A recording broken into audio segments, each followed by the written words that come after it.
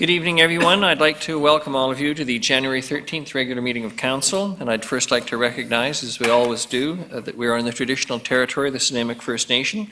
Our clerk tonight will be Ms. Sheila Gurry. The question period sign-up sheet is on the partition wall near the gallery. If during the meeting any of you have a question relating to an agenda item only, would you please write down your name and the agenda item number on the sheet. And at the start of question period, I'll call you up for those of you who signed up, and you can address council at that time with your question. And the first item on the agenda is the introduction of late items, and we have a few. Ms. Gurry. Thank you, Worship. For late items this evening, we have for agenda item 10C, we're adding the following delegations. Number 1, the Old City Quarter Association, and number 2, Dr. Paul Hasselback, Vancouver Island Health Authority. So those delegations get 5 minutes each to speak. For agenda item 10F, we're adding a delegation from Joyce Troost, Joyce Reed Troost Architecture, and again, there's 5 minutes for that delegation to speak. As well, I believe a couple councillors would like to remove a couple items from the consent items list so that the remaining consent items can be voted on as a group and they can remove themselves for those. So I think Councillor Turley has one. Very good. Motion for the approval of the agenda.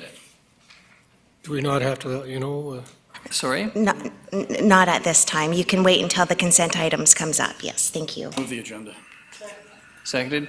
As amended, all those in favor? Opposed? Motion carries. A motion for the adoption of the minutes is circulated.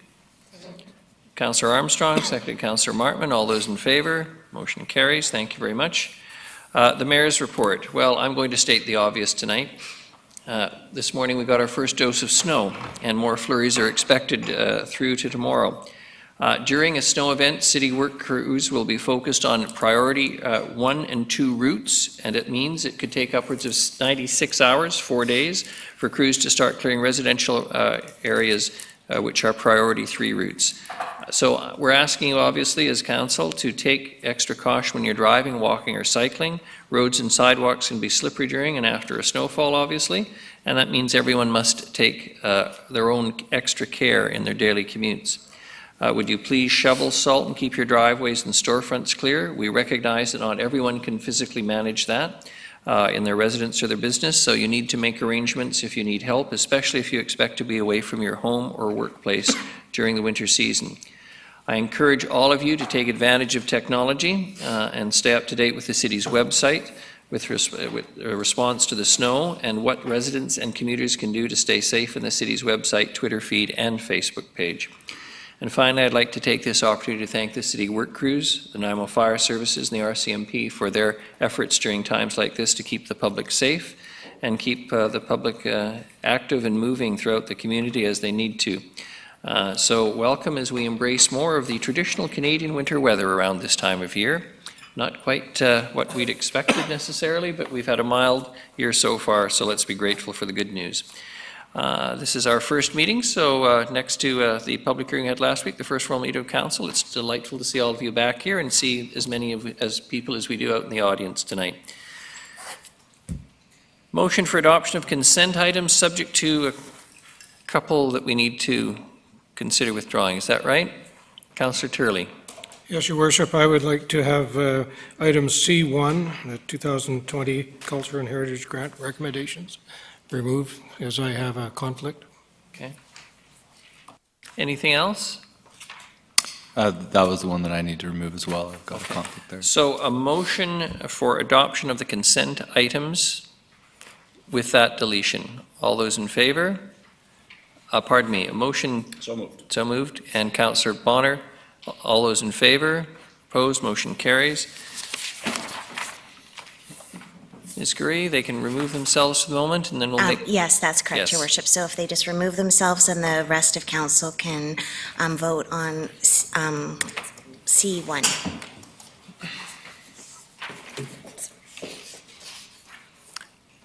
Motion for the adoption of the remaining item. Councillor Bonner, seconded Councillor Martman. Any discussion? All those in favor? Opposed? Motion carries. Thank you very much. Get the boys back to work.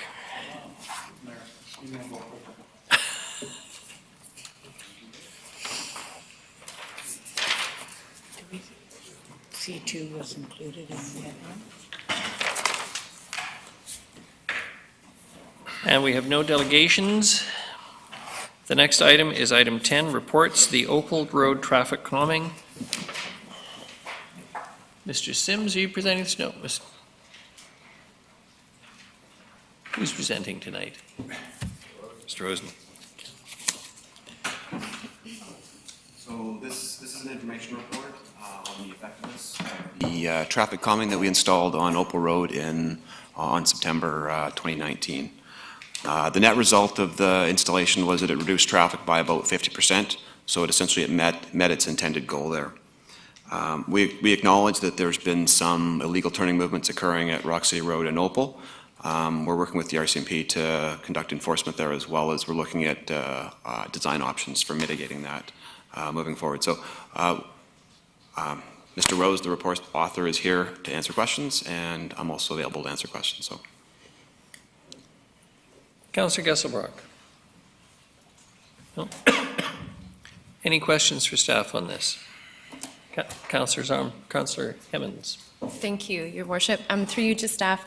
So we all know that we've gotten a lot of complaints about this partial closure. And my question is, we've made life better for the 24 single-family residences on that road. But we've heard from a lot of people that by cutting off the artery between those two main pieces, those main roads, that a lot of people are extending their commute times, et cetera, et cetera.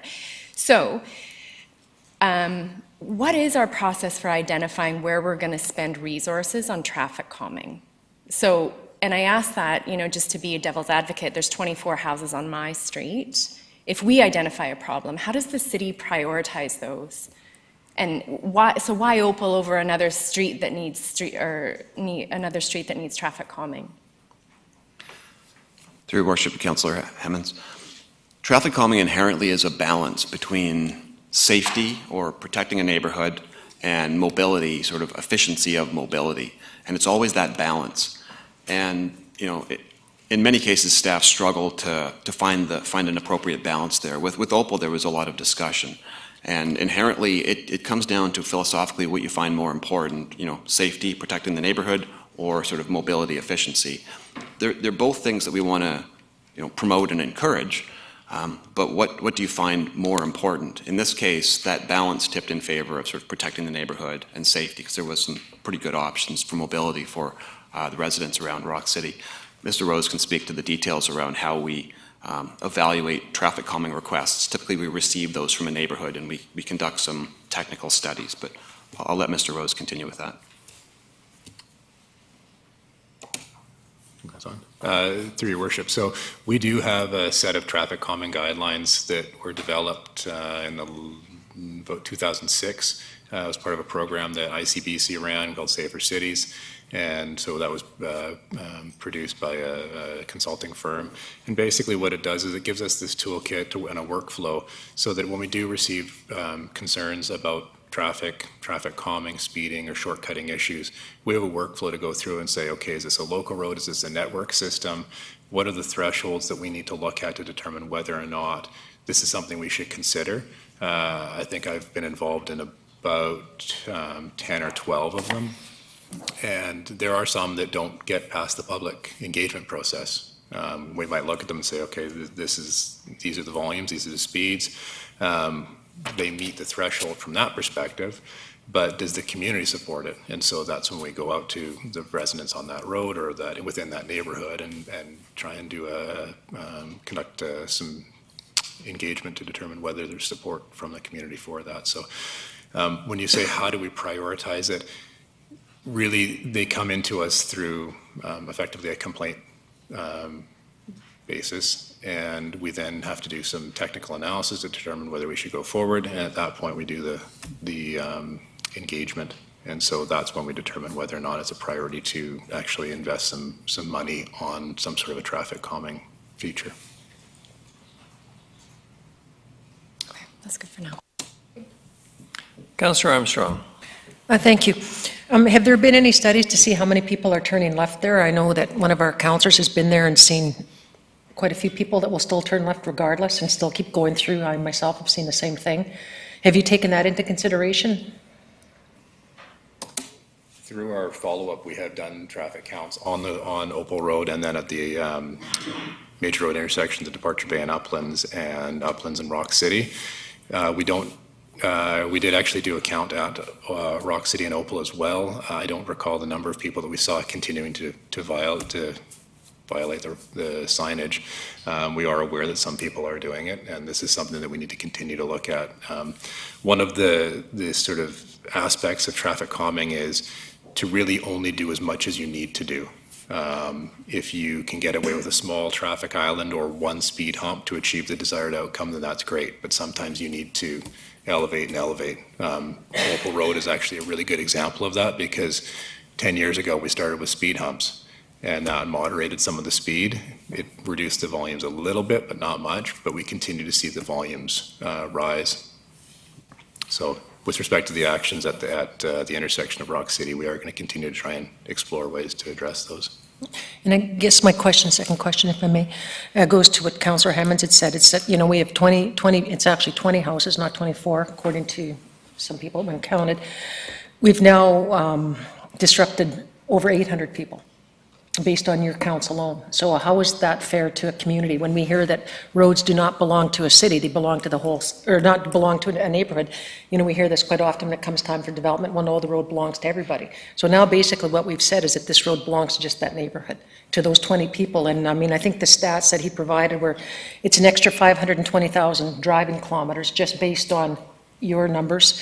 Another 260,000 extra trips made by people. I don't know, did you guys see the letter that came in? Ahead of you. Yeah, so I'm just referring to those so that those answers, if there are answers for that. So as Mr. Rosen commented, it's a balance between providing a resilient and redundant transportation network while also protecting areas of the community. And we have a hierarchy of roads in the city. We have arterial, we have major roads, we have minor roads, and we have local roads. And so we always try and bring people up to the appropriate road level that they should be driving on. If you're going to be driving longer distances, if you're commuting, you should be progressively getting up from a local road to a collector road to a major road to an arterial. Unfortunately, the way the road network was developed in this area, Opal Road was built in the 60s, and it was a local road that had a minor connection between two moderate roads at the time. And that neighborhood is now seeing the impacts from all of the adjacent development around it, and people are progressively seeing it as a shortcut between the two major roads. So it's our desire to have people to continue staying on those major roads whenever possible. And so I did see some of the numbers you guys were provided. The mileage, I'm not sure is quite right. I think it's actually significantly less than that. We haven't done any travel time surveys. It's a very, very small area, and so I don't think any sort of assessment like that would be provide a very good representation. But in just sort of quick comparisons with some of the mapping tools that are available, it's about a 1 to maybe 2 minute time difference, which, over a year's basis, that does add up, but the overall impact is, like we said, we balanced off the experience for that neighborhood versus keeping everybody on the major road. So. Thank you, Your Worship. Just my concern still remains that there's going to be a head on there. It's just a matter of time because people still continue to ignore it, as well as the do not left turn sign. Thank you. Councillor Brown, I hit it a little fast, though. There we go. Thank you. Like Councillor Armstrong, I still have, my concerns from this report have only been fortified, actually.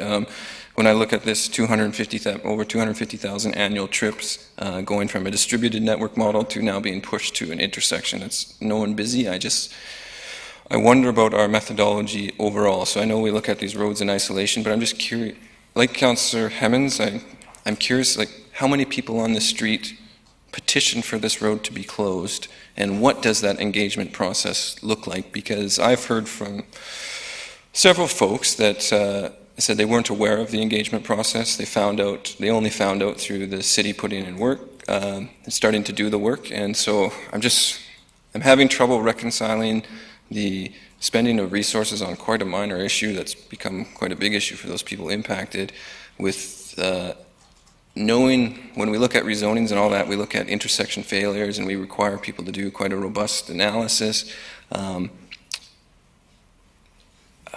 How are we looking at our road network over the long term to make sure to avoid, intersection failures and at the Rock City Road with was it Uplands and items like that? So I guess my question through to staff is, I understand that there's a policy in place that triggers to look at Opal Road, and you outlined it, Councillor Hemmens, but I truly want to know how many people petitioned the city for the closure of Opal Road that triggered the series of events that we're now discussing this item again. Through your worship, I don't have the exact number of email requests that we received either for this traffic calming or the previous one. When we did the survey of the residents, it was resoundingly in favor. I, without question, agree that having a redundant network is the preferred option. When we've looked at Opal Road back in 2007 and again in 2018, 2019, the scenario was considered, should instead of creating a partial closure on it, should the road be considered to bring it up to a standard that would support the volume that we're seeing on it? Would it provide a safe and efficient network? And the road was never intended to accommodate that type of volume. And the costs to support that, whether the community supports it or not, would be huge.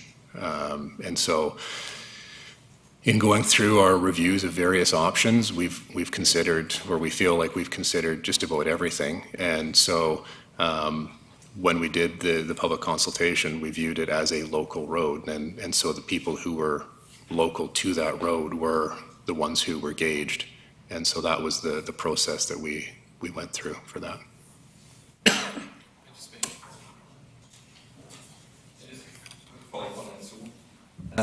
Might we find ourselves in a scenario down the line where to avoid, so could these folks go from a traffic calmed road at some point where then it does make sense in the future that it is built to a higher standard to accommodate that flow? And so what I'm sort of getting at is our expectation now is treating this as a local road, but at some point in the future, will we consider upgrading it to accommodate additional flows that we know we're just going to get more and more with time?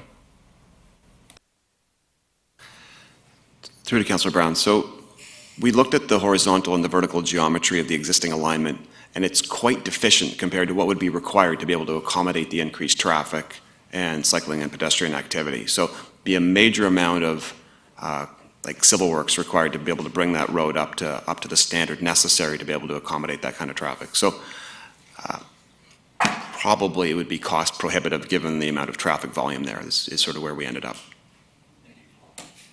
Councillor Gesselbrock.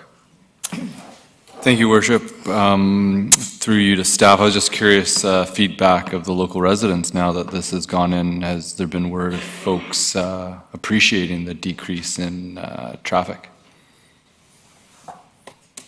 Through your worship, we have actually received a few phone calls expressing gratitude for it. So,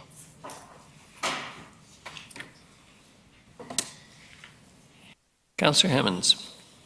Thank you, Your Worship. So what I'm hearing you say is that we have done this in the name of safety of the 24 residents who live on the road. And I agree with that philosophy. I think you've clearly indicated you have reduced traffic by 710 vehicles. So that's significant for those people who live there. And I back that. I think what we're experiencing is kind of this classic, we made a decision that makes sense, traffic calming, and we got public backlash. And so now we're just wrestling with it in a different way, which is, it's reasonable. That's our jobs. I'm curious though, Mr. Rose, you said that you've participated in 10 or 12 projects like this. So let's just say, okay, Opal Road is what it is. what is your experience of when people adopt the new routes as common practice? And just now they go a different way and it's kind of okay. When does that die down? He laughs. How many angels in the Your heaven? worship. There definitely is a period of acclimatization. I would say that it could be anywhere from 6 months to a year. It's typically we don't go back and do any follow-up reviews on anything within a year because usually things are not at that new state of equilibrium. So, it's really difficult to say. Each area can have its own personality. Some of them sort of become accustomed to it sooner than others. But I would say that typically we start to see new habits formed after about a year. If I may follow up, thank you. I didn't mean that to be cavalier, when does it calm down? I mean, genuinely, we're asking people to change their habits. How long does that take, knowing that you've been a part of projects like reworking traffic patterns before? So I'm hearing a year, we're 6 months in. So reasonably, we'll hear again from you in about 6 months' time.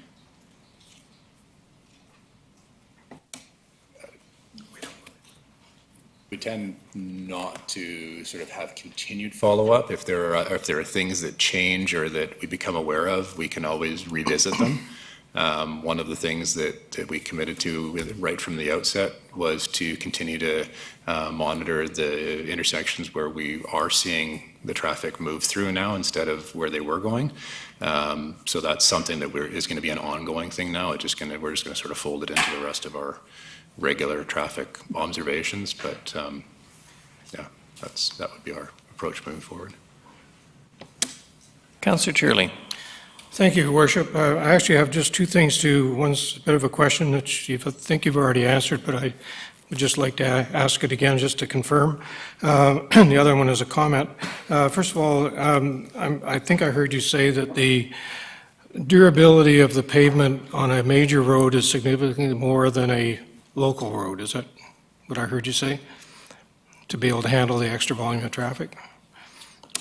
Certainly that would be true, but that wasn't the only thing. It's the geometry of the road that makes a big difference for traffic volumes. And the other thing that I would just like to point out is that initially I thought it was traffic going the other way on Opal Road, which I had a bit of an issue with because that meant a lot of people would be turning left off of Uplands onto Departure Bay and likewise Departure Bay onto Rock City, but you set it up the reverse so it's only right-hand for people going north. So, that shouldn't create an issue for necessity to have a stoplight at Uplands and Departure Bay and Rock City. So, thank you.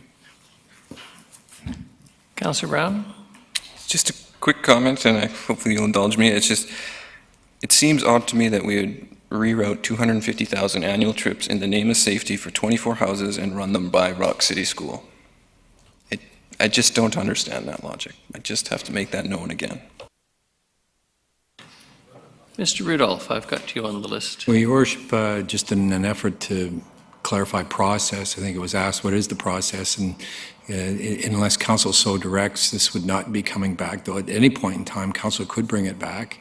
Or you could suggest, if you wanted to have it come back in a year or something like that as a check-in, and you had a full cycle. So there sounds like there's somewhat still of an uncertainty in council's mind if this is a good permanent solution. I mean, safety is a consideration not only for the people that live on the street, but for the motorists and the pedestrians that use it.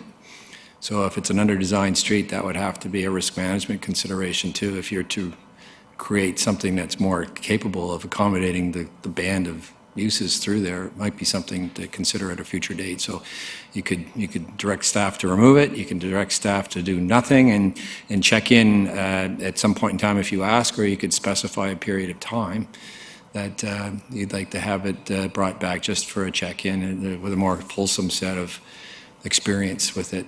So that's, I guess, some of the options available to you. Councillor Armstrong. I just wanted to echo Councillor Brown's comments too, because I think we've taken something that really, there were no accidents that I could find any place there. So we're trying to mitigate something that didn't even exist. other than basically what it is we have residents that don't want that number of vehicles going down their street. That's what I take from it, for the simple fact, there have been no accidents. If you look at most of our accidents in this city, where do they happen? Intersections. So, just my final point. Thank you. Councillor Thorpe. Thank you, Your Worship. Not to prolong this, but I feel the need to express my opinion because contrary to a couple of my friends and colleagues at this table, I don't have a concern about this report, and I don't have a concern about the decision that's been made. And I visited this area numerous occasions. I understand that the Opal Road was being used, to put it bluntly, as a rather high-speed shortcut for commuters and through a residential area, which is cause for concerns for safety. So I'm sorry if some people are inconvenienced that they have to drive a little bit further to go to a major intersection. To me, this is comparable to when we did away with the left turn from Rock City onto the Old Island Highway. And people didn't like that. And some at first chose to disregard that change in law and took their lives in their hands. And we don't see that happening, I don't think, very much anymore. So I think people will get used to this. I think it's a very minor inconvenience for some people to go slightly further to a more major intersection and simply not be cutting through a residential zone that was never intended as a shortcut. Thank you. I want to say a couple of things. Firstly, because it is a public occasion to discuss this, I want to assure all of those people who continue to spread the rumor that this decision was made because there's a member of council living on Opal Road. I can swear on a stack of Bibles that no member of council either lives on or even near Opal Road. Councillors Turley and myself are the closest, I believe, and I'm on the top end of Bay Street, and I think I'm closer than Councillor Turley. So let's put that one to bed tonight. But I will say that this has raised a number of issues, and notwithstanding the sage comments of Councillor Thorpe, I'm somewhat inclined to agree with Councillor Brown. We have shifted a significant number of commuters who are obviously taking a longer trip than before, and I would hope that this would come back at the end of the year. And what I in particular would be looking for are any accident statistics as it relates to the intersection of Rock City Road and Departure Bay Road. If safety is the issue here, and we have not had a long history of accidents on Opal Road itself where it comes into Uplands or Rock City, and there is a number of accidents on Departure Bay Road and Rock City, or on Uplands and Departure Bay Road, then I think we have to take that into consideration. If public safety is the driving force here, I would feel a great deal more comfortable as mayor saying to all of those people who are taking that extra commute that in fact the statistics bear out that it's safe and it's created an inconvenience. As Councillor Thorpe points out, I well remember the changes to Rock City and its intersection with the highway myself. But if it has in fact created an increase in accidents that wasn't existing before, then I think we do have to reconsider this. So unless anyone wishes to make a motion, I'm going to work on the assumption that we will have a report back after a year has concluded on this. Thank you very much. That was a long report. I hope it didn't feel like an inquisition to staff, but there has been considerable political commentary on this. The next is the Health and Housing Task Force, the 6-month update. Mr. Corson. And Ms. Bhopal Singh.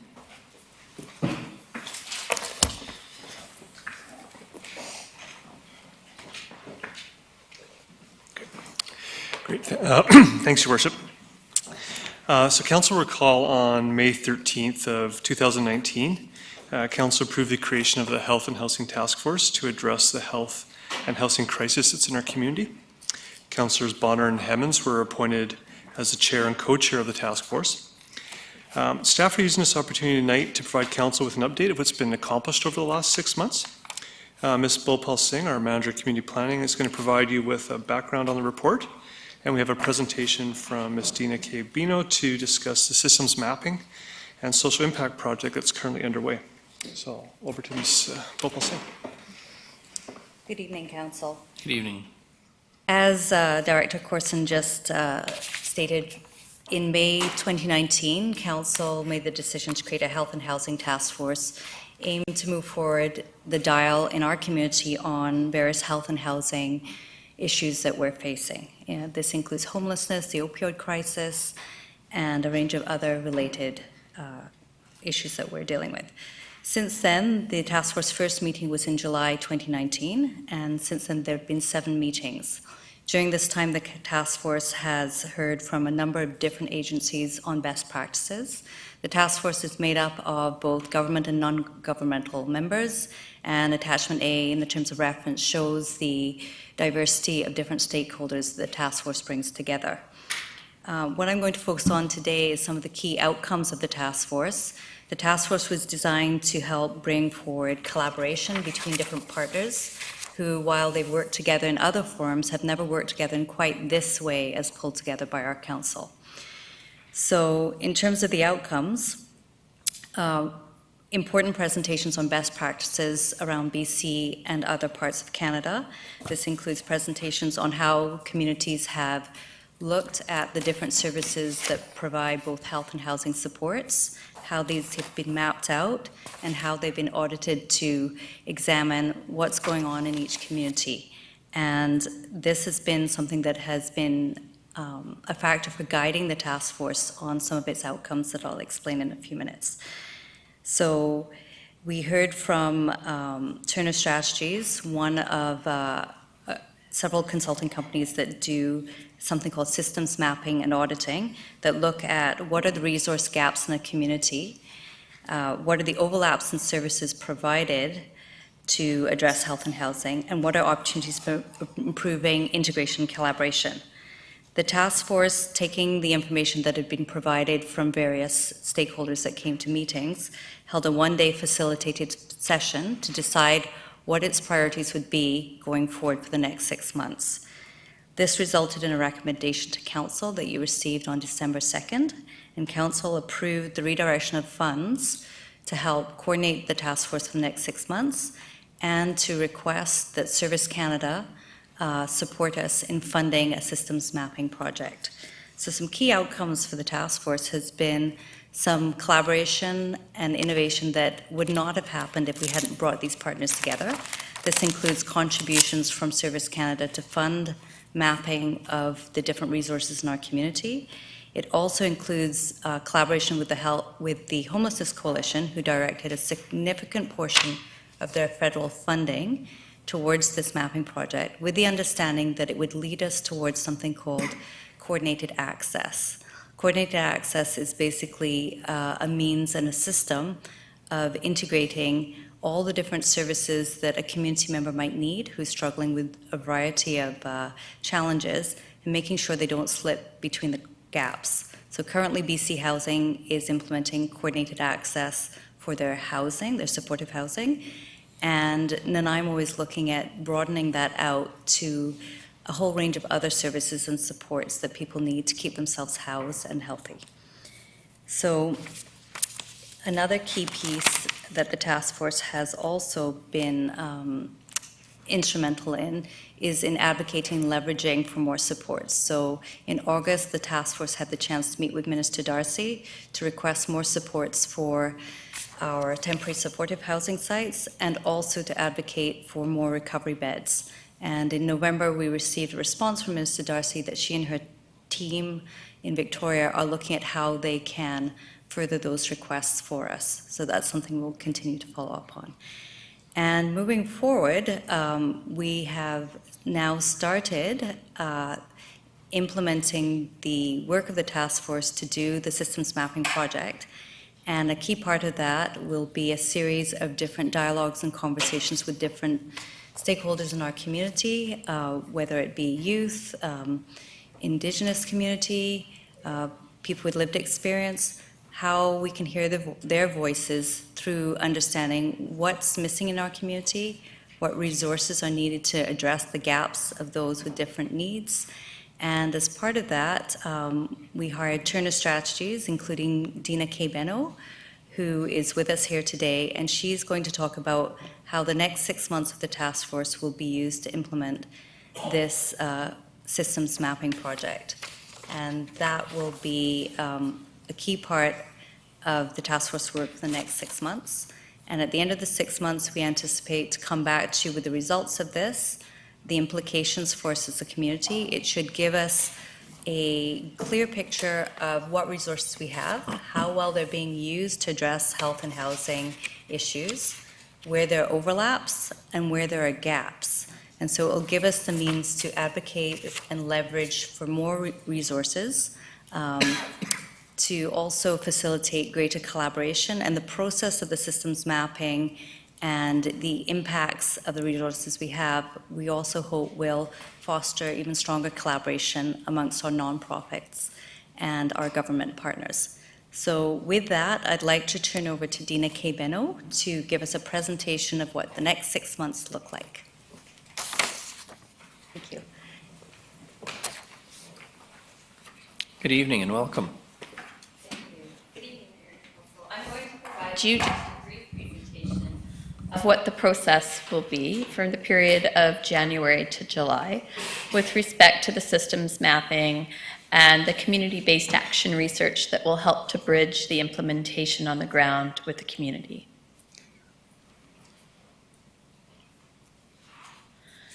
So with respect to the presentation, we will talk a bit about the project roadmap and who the partners are.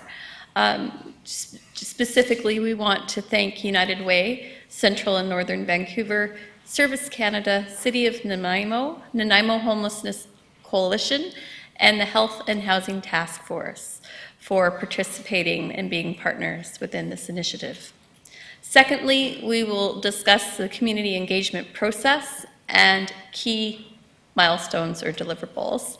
And 3, working through what the systems mapping components will entail and how that will be worked through together collectively and be implemented into a Hallmark initiative. So just briefly, as you'll see on the presentation slide, it is the roadmap that we've already started upon. We've worked with the project partners, with the steering committee, to work through some of the startup and research. So that commenced in December, and we are finalizing that research framework this month. So that's been a part of the project scoping, research, and needs assessment to build the foundational framework that we will be rolling out throughout the process. As of January through March, we will work through the direction setting. And so with that, Turner Strategies will be here on site to support with some of the broader systems planning components, as well as continue working through Help Seeker Initiative, which we'll discuss a bit further in the presentation, as well as I will support some of the bridging work from the systems planning work that will be implemented in community to help with mobilizing action. This is all very much grounded in community-based action research.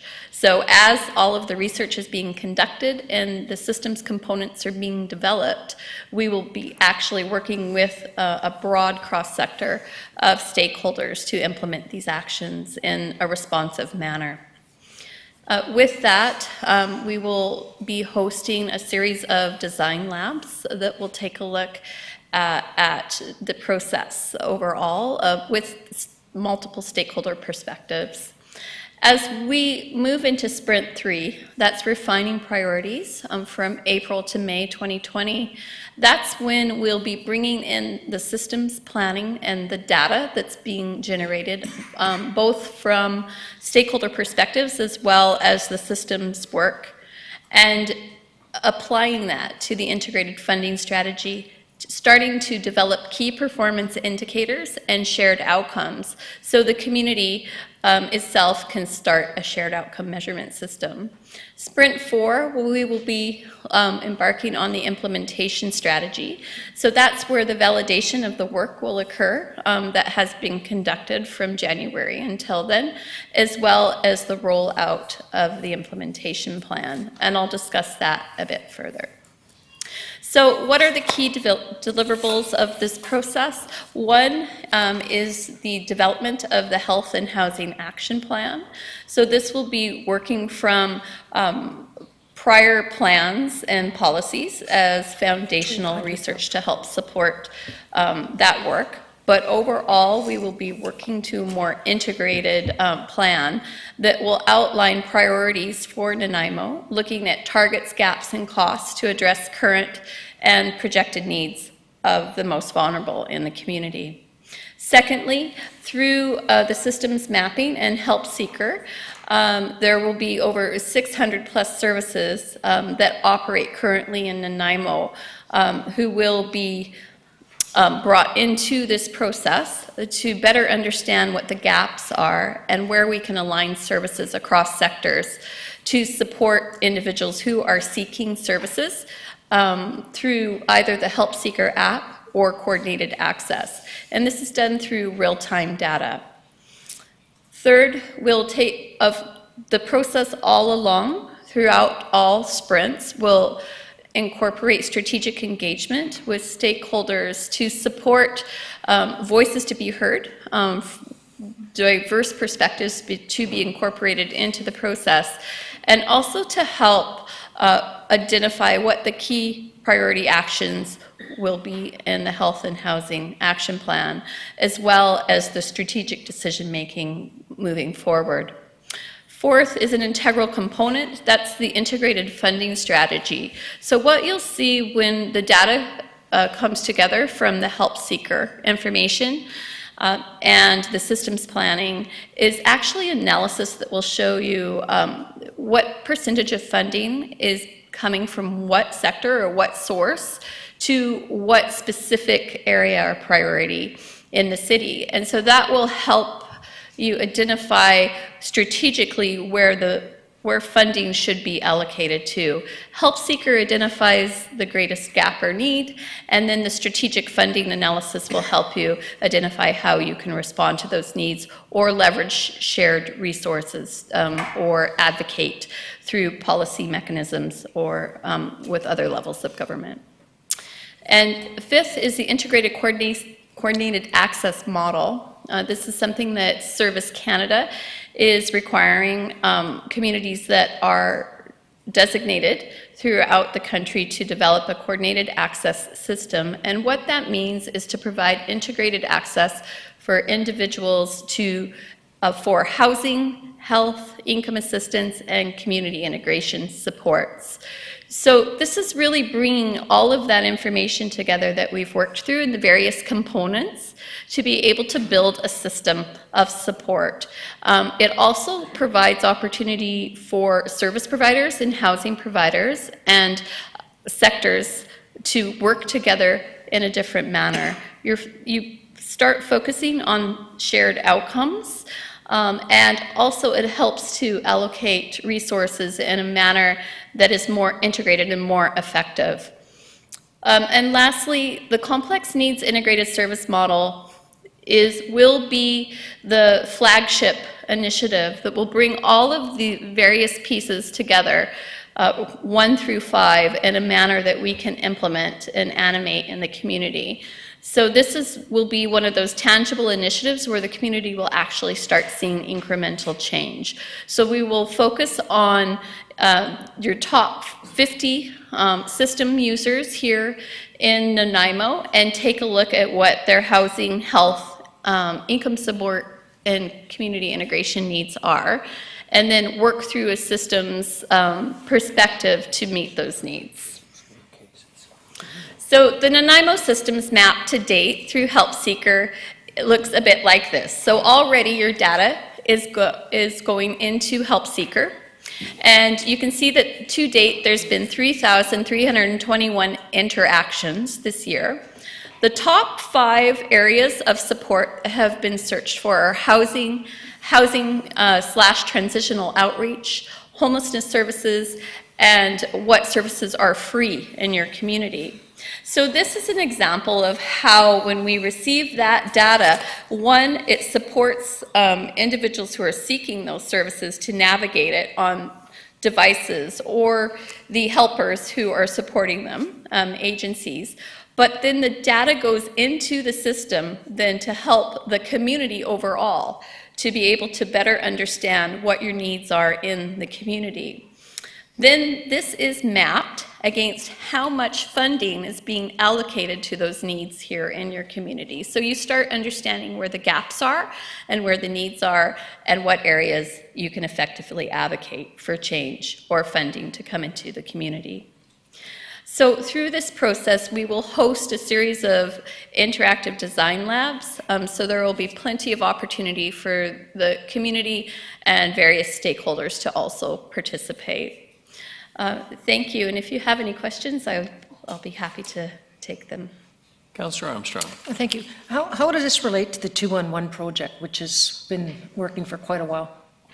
So BC 211 is an excellent database that's across the province, and it has multiple languages. And so in various parts of the country in Canada, the 211 initiative is working closely with HelpSeeker to integrate, because there's strengths in both. Where HelpSeeker takes it to the next level is that it's real-time data. So you're able to have updated analytics on a day-to-day basis because it's tapping into the service utilization rate. In addition to that, it responds to all the Service Canada requirements, which also BC Housing works closely with. So then it's giving you that opportunity to integrate data across sectors in a way that's strategic. So it really does provide local government that ability to have that informed business case at hand when you're starting to work with your local community to identify needs and the best and highest impact investments, as well as when you're working with elected officials at other levels of government. Thank you. If I could ask council, when they finish speaking, to let me handle the turning off of the mic, because every time you're doing it, we're jumping ahead. So I think I lost Councillor, not sure who I lost. I believe it's Councillor Turley. Now you're found. Just Yeah, I know, am I on? Yeah.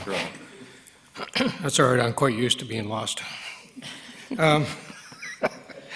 The question I have is with regard to the, you mentioned an app to be able to get information to those in need. Mm-hmm. Is there going to be any thought given to other processes of disseminating the information to those who are most vulnerable? Oh, absolutely. So through mayor to council, the entire systems planning process will incorporate strategic communications as well. And so that means that the process will ensure to provide information to multiple audiences, especially those who benefit the most from the services that will be provided, and also to provide individuals who will be using the services or who are vulnerable in the community to have voice in the process as well. Thanks. Councillor Gesselbrook. Thank you, Your Worship. I'm not sure if your full last name is Kay Benno or Benno, but... I can clarify that. My first name is Dina Kay. Okay. My last name is Benno. Thank you. Well, Ms. Benno, I'm just first off really grateful to have you supporting us in this process. Your work in Abbotsford and what you've done there has been highly recommended and valued, so thank you. And just also really grateful for this data-informed systemic approach. I think this is such a complex issue is that we really need to work at it this way, and the collaboration that we've seen already and that this approach is going to bring is going to really set our city in the best foot forward in terms of dealing with this issue.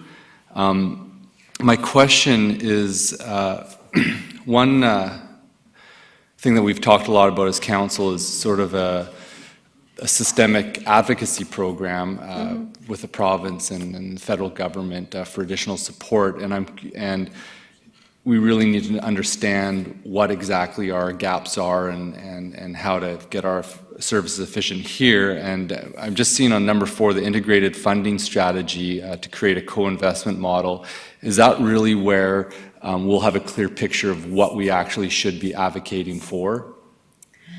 Through Mayor to Council, absolutely. That's one of the strengths of an integrated funding strategy, because you're really starting to take a look at where the dollars are going to in your community. And one of the strengths of Help Seeker is because with real-time data, you're starting to understand the shift in trends and gaps and patterns. Then that does give you the tools that are required to then effectively advocate to those sources of funding that hold the mandate for those services. So I think it really does position local governments well in that light. Also, I think it supports innovation with respect to high-impact investment, especially if you're working towards a shared funders table model or working closely in collaboration with other levels of government around responding to the needs. Especially here in Nanaimo, for example, you have Service Canada dollars, so it'll really help you to fully understand how to maximize the value of those dollars to respond in the most effective manner.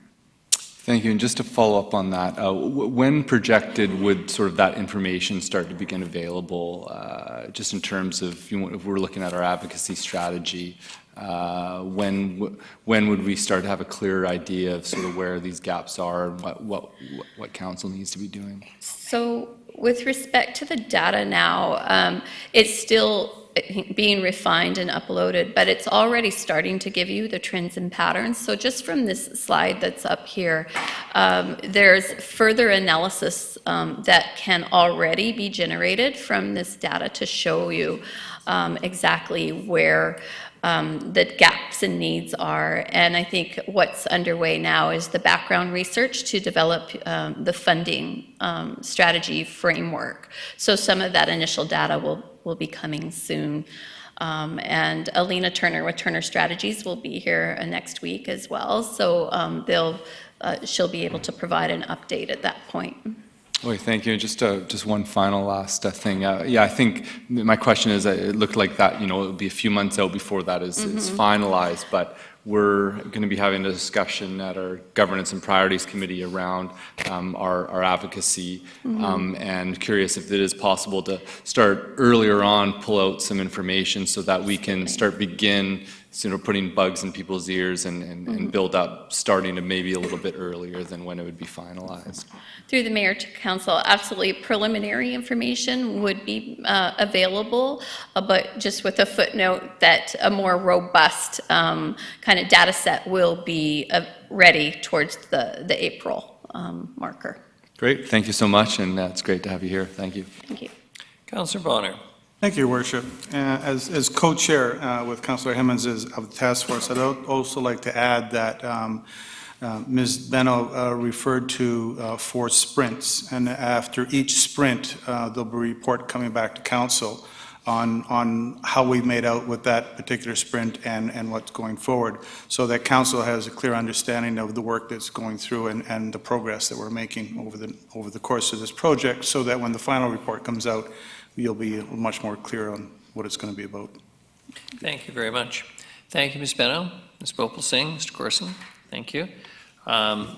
Strictly report on to supervised consumption site zoning amendments. Mr. Corson and Ms. Bhopal Singh again. Thank you, Worship. On July 8th, 2019, staff presented council with background information on the role that local government plays in setting federally approved and provincially funded supervised consumption sites. The report outlined options for how the city's zoning bylaw could be amended to better define the supervised consumption site use. At that meeting, council directed staff to repeal the definition of drug addiction treatment facility and to revise the definition of office medical dental to permit supervised consumption sites in most commercial zones, as well as any zone where office is a permitted use. Rather than use a site-specific rezoning process, council requested that staff develop a set of siting criteria that would identify suitable locations for a supervised consumption site. Since that date, staff have been working with Island Health in developing criteria for council's consideration. And Ms. Bhopal Singh is going to run through the staff report in detail with you again. And she's going to focus on 2 options for you for your consideration. Bhopal Singh. Okay, thank you, Director Wilson. So without repeating that introduction, I'm going to jump straight into the supervised consumption site zoning amendments. And I just want to quickly ask, in terms of controlling the slides, am I able to do that with a, oh, okay, thank you. I have something different on my screen. Okay. There we go. So as Director Corson mentioned, Council directed us to work with Island Health staff on siting guidelines, and you'll see those in your attachment to this report. And what I'm going to focus on is the siting guidelines and the two options for the zoning bylaw changes. And as a reminder both to community who are maybe watching this for the first time, a supervised consumption site is a health service that is part of a suite of services to help address those struggling with substance use disorders, and a place where people who use different substances can be supervised in order to prevent the risk of overdose. And we currently have an overdose prevention site that is a temporary site under an emergency order through the province that Council are well aware of, that is on a land leased by the city to Island Health and Canadian Mental Health. And a supervised consumption service is a way to make this service permanent through a federal application that would be made by Island Health. I'd like to start off by also letting Council know that since this report was drafted, Island Health Executive have let us know that they do not currently intend to put forward an application for a supervised consumption site in Nanaimo at this time. So I'd just like to share that with you. And Ms. Bhopal Singh, just because this is obviously an issue that draws a great deal of public attention and controversy, just to be clear, a supervised consumption site is just that. It is not the state providing substances for consumption. It is the state providing supervision of the consumption of those substances, which may well, in fairness, be illegally obtained. That's correct. That's correct, yes. And substances are not provided. It's a space where people can bring the substances that they're choosing to use and make sure that they are in a safe environment should they need help, medical help. And as Council are aware, there is a high, there has been, it's been declining, but there's been a high rate of overdose throughout BC, throughout North America, and also in Nanaimo. And it is one of a suite of services that Island Health and others are using to try and address this crisis. An ongoing crisis that remains is those who do not come to those services and who continue to use alone. So, okay, so the siting guidelines that were developed in conjunction with Island Health staff are intended to be used as a guide for the proponent, which in most cases is likely to be the health authority, for the location, design, and also public engagement when selecting a proposed site. The guidelines' intent are to avoid land use conflicts, be considerate of pedestrian and commercial areas, any public spaces, areas where children congregate, and intended to reduce impacts on residential neighborhoods. They're intended as a conflict resolution tool. They're not a regulatory tool or an enforcement tool. That's an important piece to understand. The guidelines are exactly what they are. They're guidelines. So in terms of the zoning amendment options that we are presenting today, as per Council direction on back in July 8th, we're suggesting repealing the definition of drug addiction treatment facility. As we explained in our last report, the language currently in that definition is not in keeping with current times and contains outdated language. So in option one, we are proposing changing the office and medical dental zone to the following, where this means the use of an office, clinic, or laboratory of a health professional in the field of medicine, including a doctor, dentist, optometrist, and others.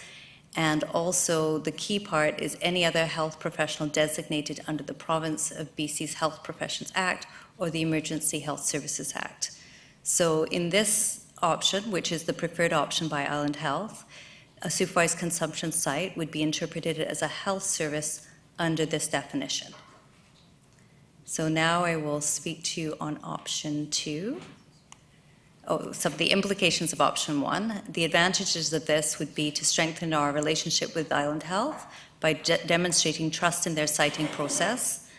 It would ensure that harm reduction services would be in place indefinitely, so this form of harm reduction, to serve vulnerable populations and reduce deaths from overdoses. The disadvantages would be that the city would not have a regulatory role in site selection for supervised consumption service, and it may result in the limited influence of on-site management issues that end up being addressed by the RCMP and/or our bylaws. Zoning amendment option 2 would be a very similar definition with the added change of specifically including supervised consumption site in that definition. And the rationale for this would be so that we could actually put some regulations around the distance which a supervised consumption service could be from certain things like schools or places where children congregate. And in order to do that, you have to actually specifically name the thing that you're trying to create a buffer from. So in this case, supervised consumption service. So in option 2, that would mean adding a definition for the supervised consumption site directly into the zoning bylaw. And here you have it. This means a supervised consumption of controlled substances as regulated under the Government of Canada's Respect for Communities Act and Controlled Drugs and Services Act, as well as any subsequent acts or acts which may be enacted in substitution thereto. So it also adds a clause to the zoning bylaw stating that a supervised consumption site may not be located within 200 meters radius of any academic school. And this siting criteria is similar to what you would have also approved with the siting of cannabis retail stores. And I'm going to show you here a tool developed by our GIS that basically allowed us to do some analysis of where different areas in the city, office medical use, if council were to approve this change to the zoning bylaw, where supervised consumption service could potentially be located. So what you see, let's see, do I have a pointer on this, Director? No. I don't. Okay, so in the gray, the parcels that you see on the map above you are all the areas in the downtown area where office medical dental use is permitted, and if supervised consumption service were allowed in these areas, these are the potential locations. In the dark blue squares, or maybe purple, are different schools, and the lighter blue is a buffer of 200 meters. So if council were to go with option 2, with a 200-meter buffer, a supervised consumption service would not be allowed in any medical dental uses that overlapped that light blue area. And I'll give you a little bit more of a zoom in to show you the difference. So with the tool, this is pulling her downtown, it shows you a 200-meter buffer from the school. And then this is what it looks like with a 400-meter buffer. So the tool allows us to look at different options. And as you can see, the bigger the buffer, the fewer the options in terms of siting. So some of the advantages of option 2, and for council's reference, this tool developed by our GIS, we can go into in more depth, and we could do that. I suggest that maybe we do that at another date, unless you'd like me to play around with a lot of GIS right now. It is possible, but depending on your questions, we can delve into that. But I think I've given you a bit of an overview of how we've come up with the different recommendations to you. So the implications of option 2 is it has many of the advantages of option 1, but with the added consistency with other city policies on cited controlled substances, so both liquor and cannabis, for example. The disadvantages, similar to option 1, with the added perception that it may look like we have a lack of confidence in Island Health citing guidelines, since they already state that supervised consumption services should not be located near places where children congregate. That being said, there isn't a specific distance or buffer included with that. So I'm wondering if council have any specific questions for us. You've seen our previous report to you, where we brought forward different options, and then you asked us to come forward with these. So happy to answer any questions you might have. Councillor Armstrong. Yep, I remain opposed to both. I think we need to have site-specific, as I've stated before. None of this addresses the concerns raised by businesses or neighborhoods. It does nothing to deal with the crime issues that we're seeing surrounding the safe consumption sites around here. We all know from Superintendent Miller, crime went up 200%. That's significant for the neighborhoods and is significant for the businesses. So from my perspective, I won't be supporting either motion, and depending on how it goes, I believe we should go back to site-specific only. Thank you. Just if I may remind council, this is a time to ask questions arising out of this discussion. We can come back to questions, but there's no motion on the floor, and we have 2 delegations to come in. Oh, I was only going to suggest maybe we might want to listen to delegations, and, because it would probably generate more questions. I have Or no questions. both on the same wavelength. The first delegation is the Old City Quarter Association. If you could introduce yourself, please, and your address, and 5 minutes. And the light will turn orange at the 4-minute mark. Thank you. Thank you. Good evening, Council. My name is Gloria Wells, and I'm a director with the Old City Quarter Association Board. And it's my pleasure to bring to you some of our perceptions regarding these options as presented this evening. I'll go straight into them. First of all, in regard to the definitions that have been presented, our board concurred with the recommendation to repeal the definition of drug addiction treatment facility for the reasons given. We also concur with the recommendation to add a definition for supervised consumption service. We, however, recommend adding a definition for overdose prevention site so that it could be included in order to clearly differentiate the two regarding the current and future city approvals required. This would also provide clarity in regard to what services would be provided, type and timeline of community consultation, and duration of permit. We concur also with the proposal to expand the office medical dental definition to clarify that supervised consumption service is permitted wherever medical dental offices are permitted, as this would seem to encourage distribution of these services where indicated throughout the city. This would also permit the inclusion of at least one condition of use. Under the options as presented, the OCQA board does not support either option 1 or option 2 as presented in the staff report for tonight's meeting.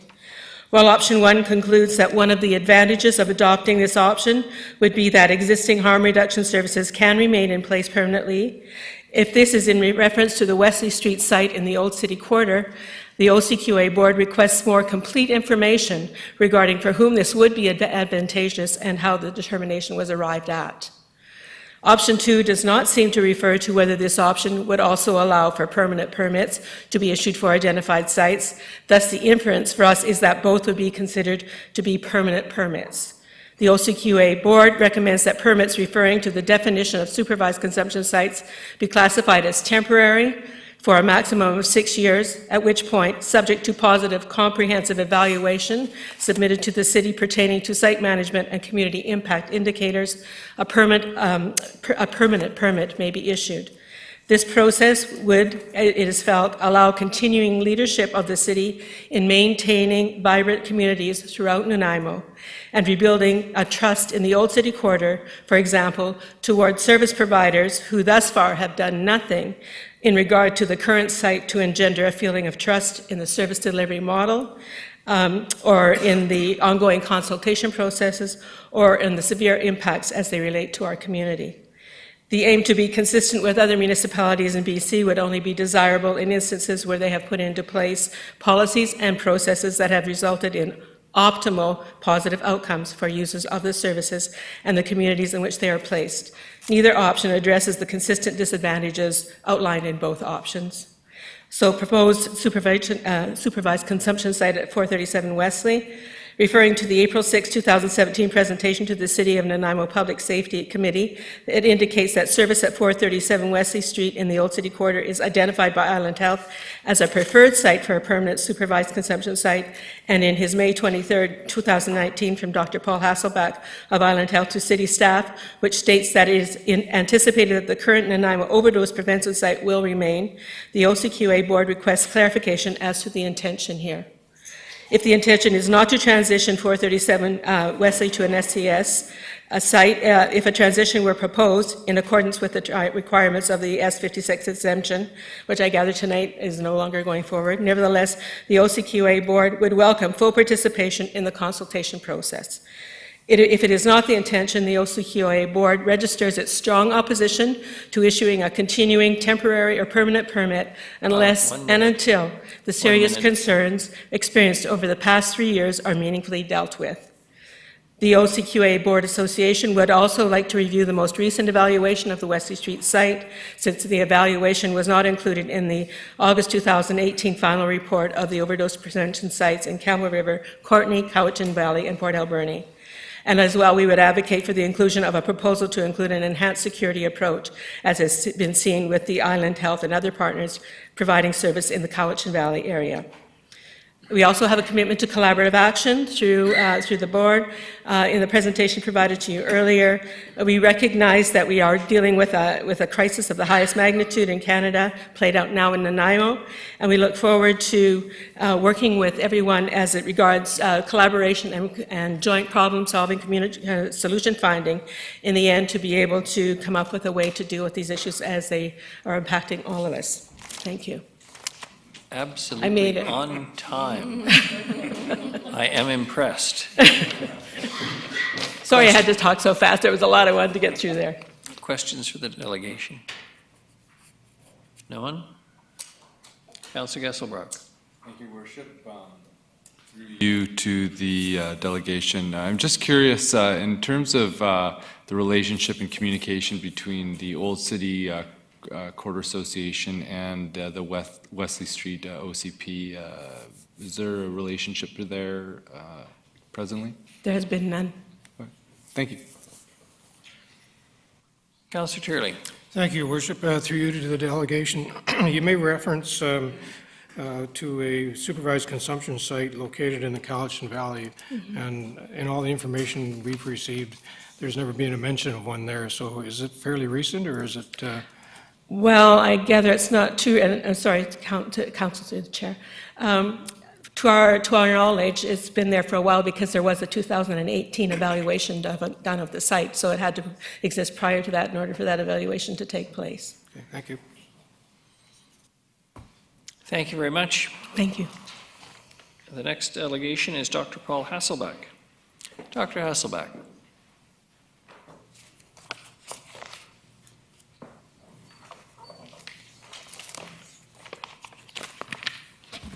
Your Worship and members of Council and City Administration and your honored guests.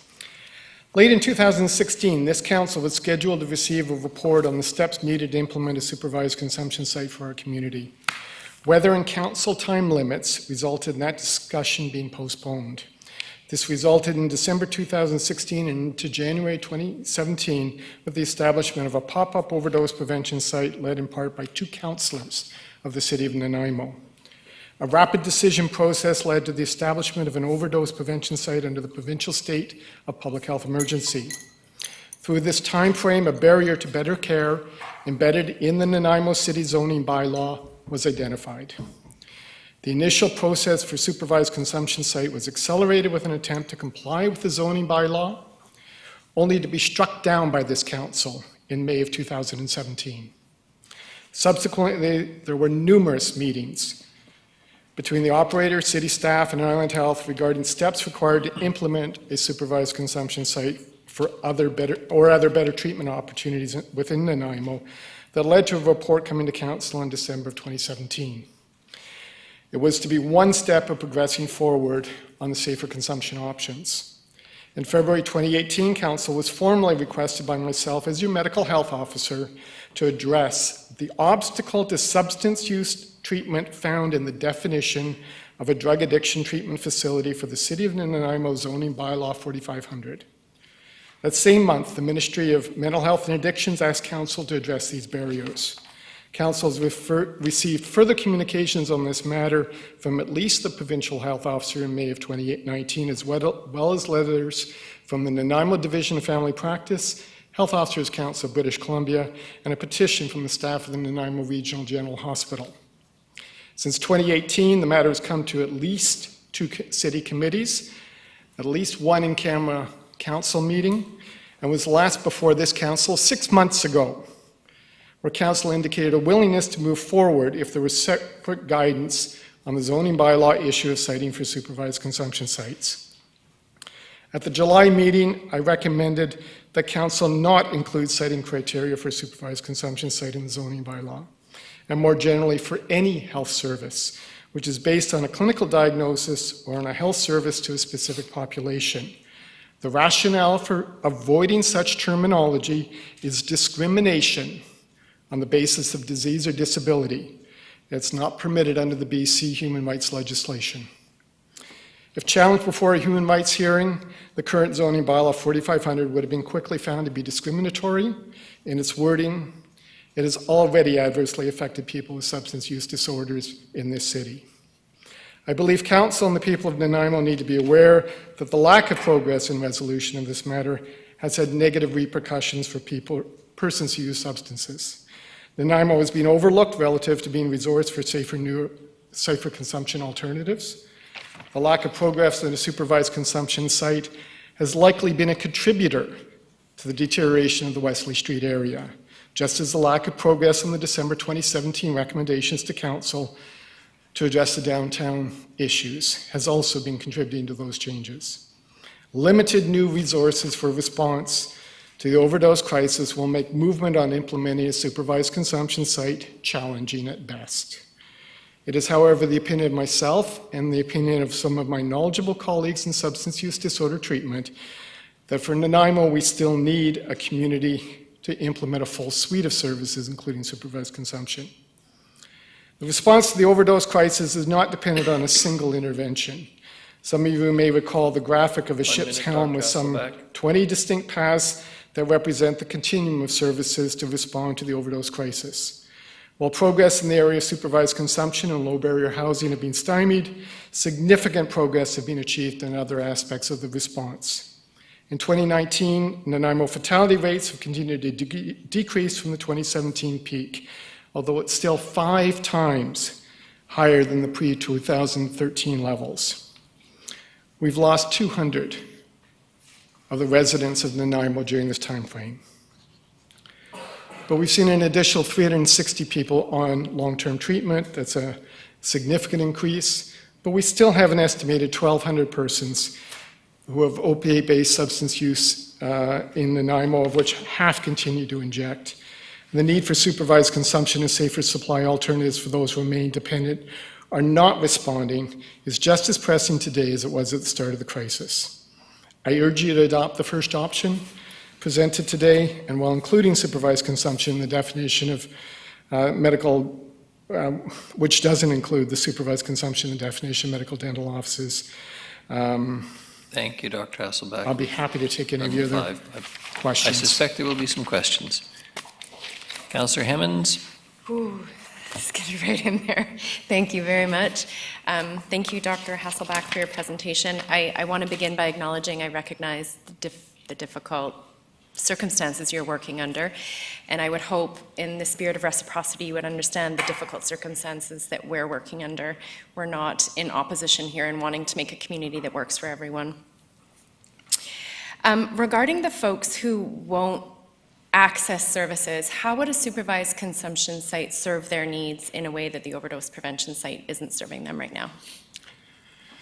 So through your worship to Councillor Hemmings, I've been talking about a drug addiction treatment facility.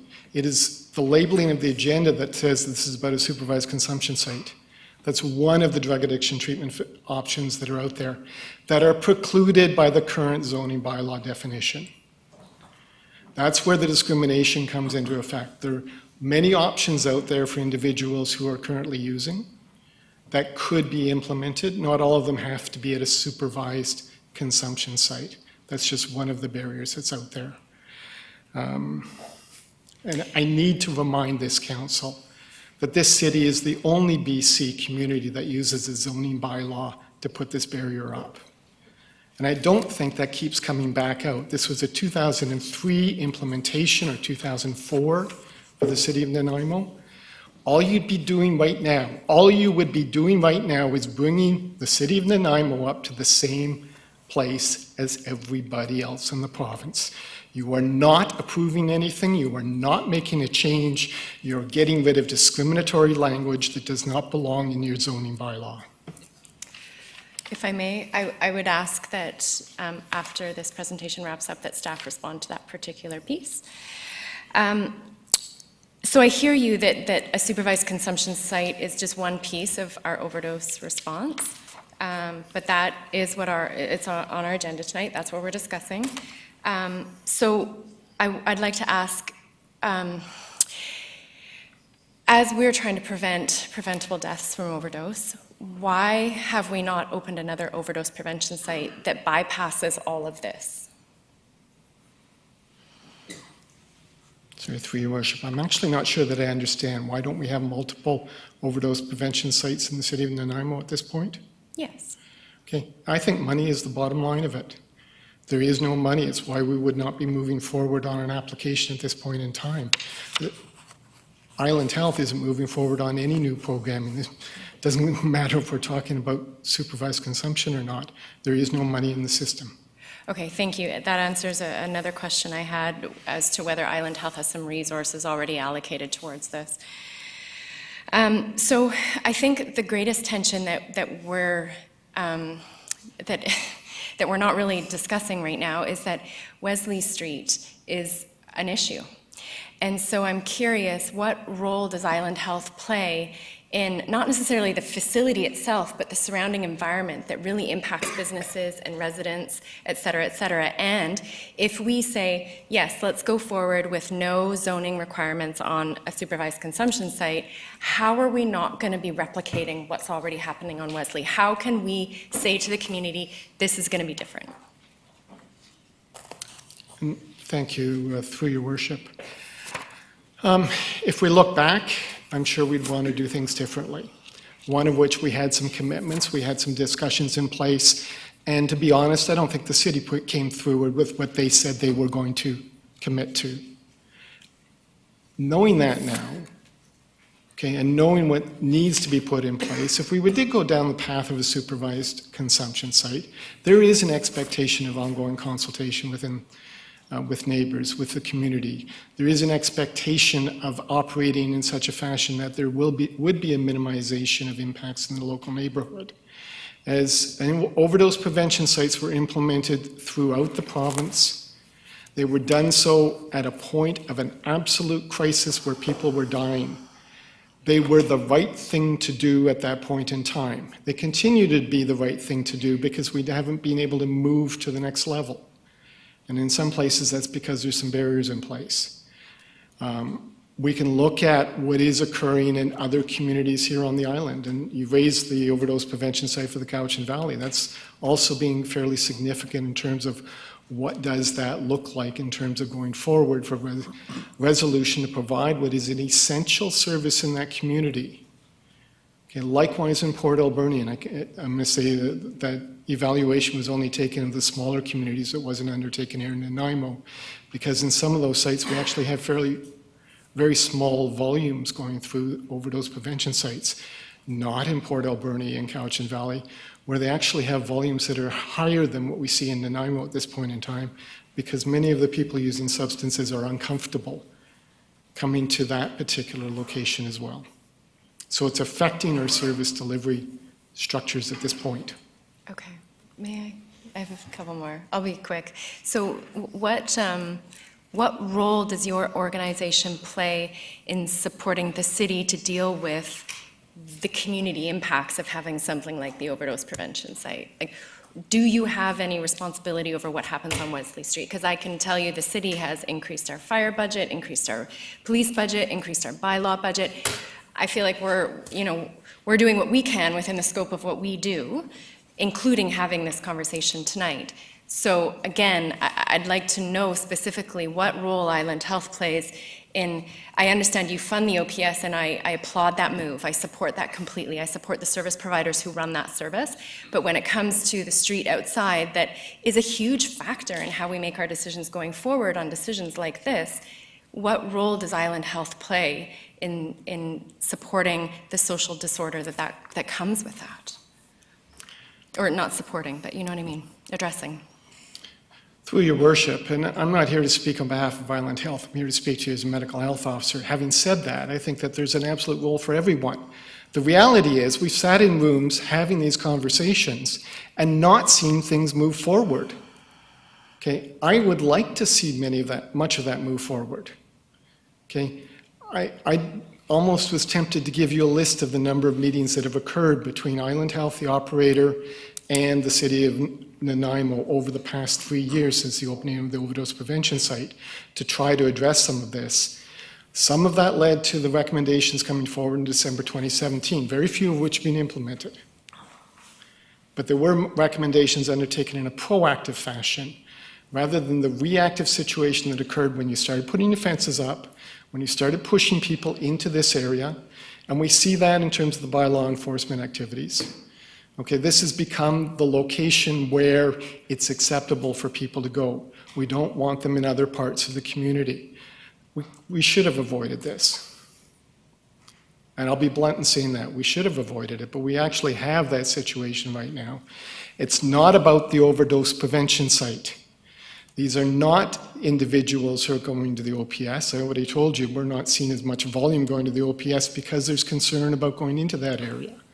This has become an area that, because of the approach undertaken in this city, that people are being pushed to that area, it's acceptable for them to aggregate, congregate, and they're being pushed off of other areas. We had the same issue previously, whether we were talking about Diana Krall Square going back some time, down on Commercial Street.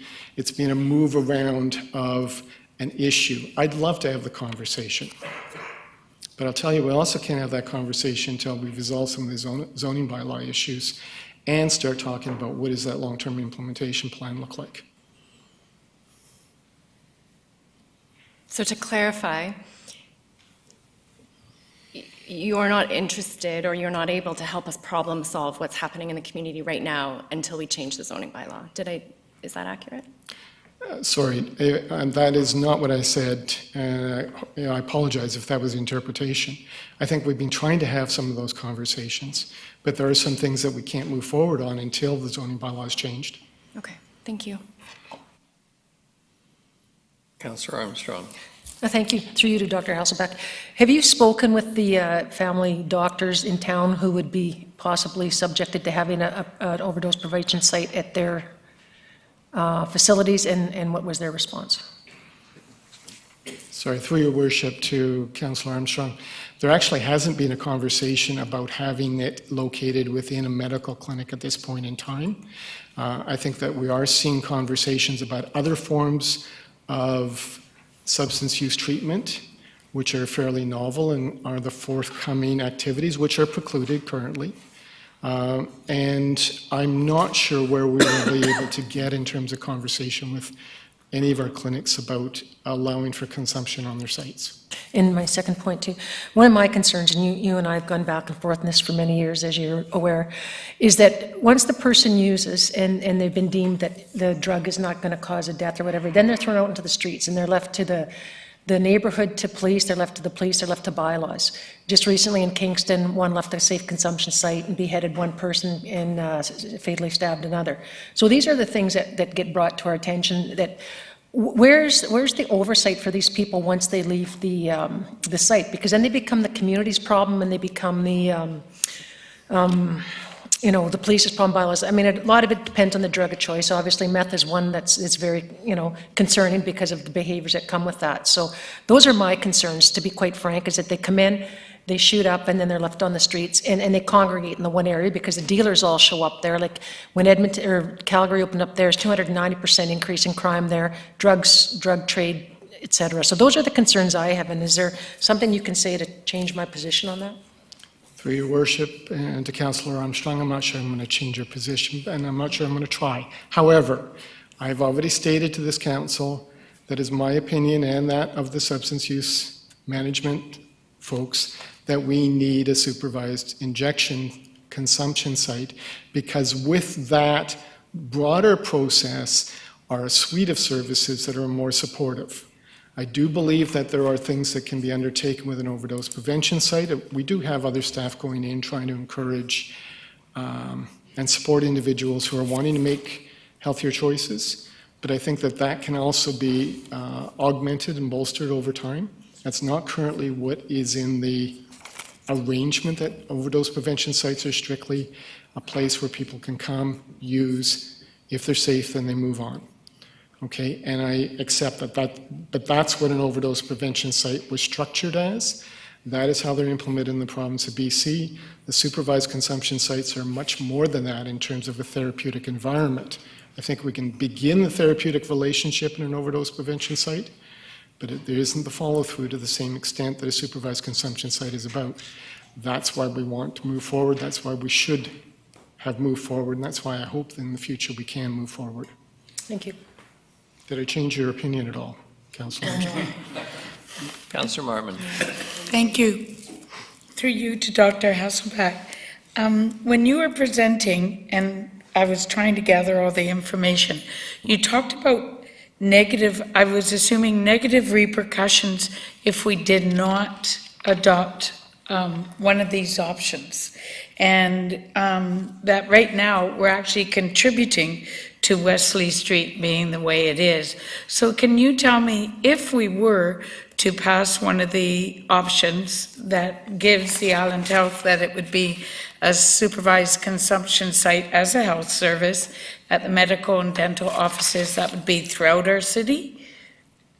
How does that work? How would it relieve negative repercussions? Sorry, Your Worship, to Councillor Martin, I said that we have seen negative repercussions because the city of Nanaimo has been overlooked on programming that is either coming into places like Victoria, Cowichan, other communities which are the more progressive and ongoing. And we're not being considered because there needs to be resolution of the establishment of this definition of a drug addiction treatment facility, because it does actually preclude some of those newer options. Okay. Councillor Turley. Thank you, Your Worship. Through you to Dr. Hasselbeck, I have a couple of questions, actually three questions, with regard to experiences that have been in other locations where they have a secure consumption site. The first one is, what are the zoning, if you're aware of what the zoning is in those communities that these sites are under? And second question is, any safety and security concerns surrounding the neighborhood in that, close to those sites? And the third one, which is one that we get a lot of emails on, is the discarded needles, whether there is a reduction in that type of garbage, shall we say. Thank you. And through Your Worship, to Councillor Turley, I'm actually not aware of any other community in BC that zones for a supervised consumption site. Okay, there have been some utilization of various different pieces of local government regulation to limit things like supervised consumption sites being located within a city property. Okay, and that has occurred. It's actually being reversed as well. But to zone, no.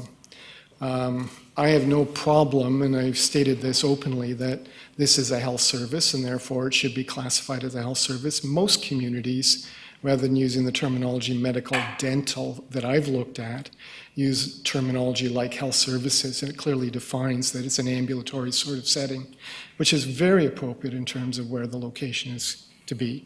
In terms of the issues of safety and security, I think again that is, if you look carefully at what is required under supervised consumption site application at a federal level, there's a series of expectations which are greater than those expectations required for an overdose prevention site.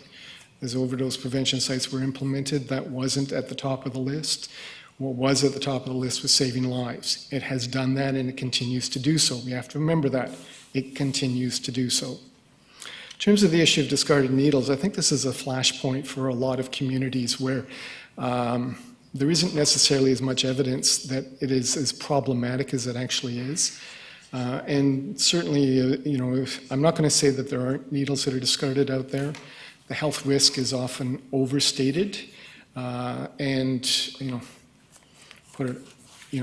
pay pick it up somehow, put it into a plastic container, and you're going to make it safer for everyone. And there seems to be some reluctance to actually undertake that. There's never been a transmission of a communicable disease to someone who's actually in those sorts of settings. So I do think that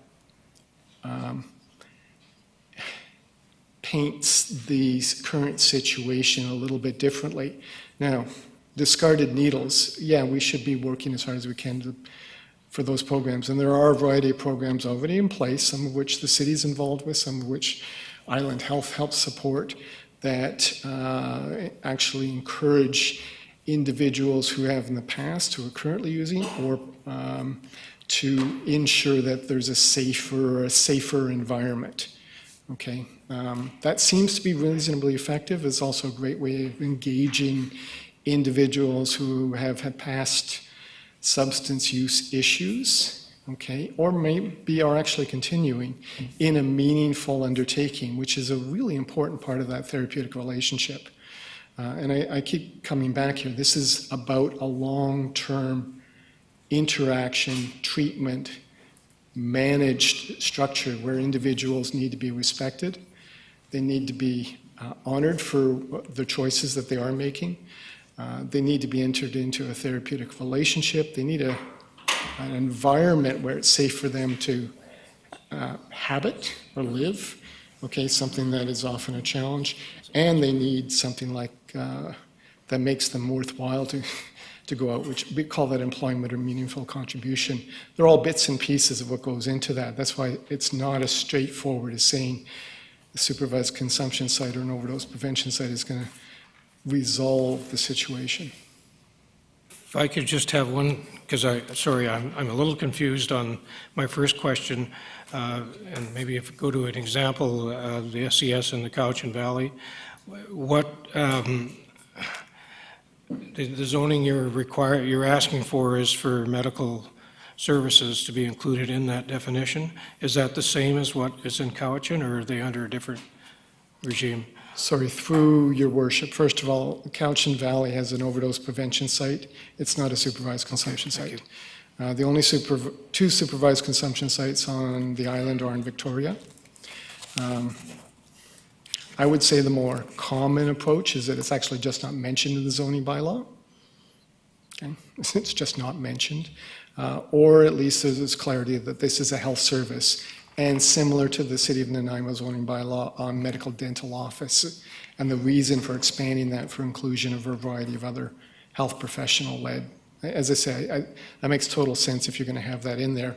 And certainly from a health provider perspective, that would be a clear interpretation of where you would want health services located in the city.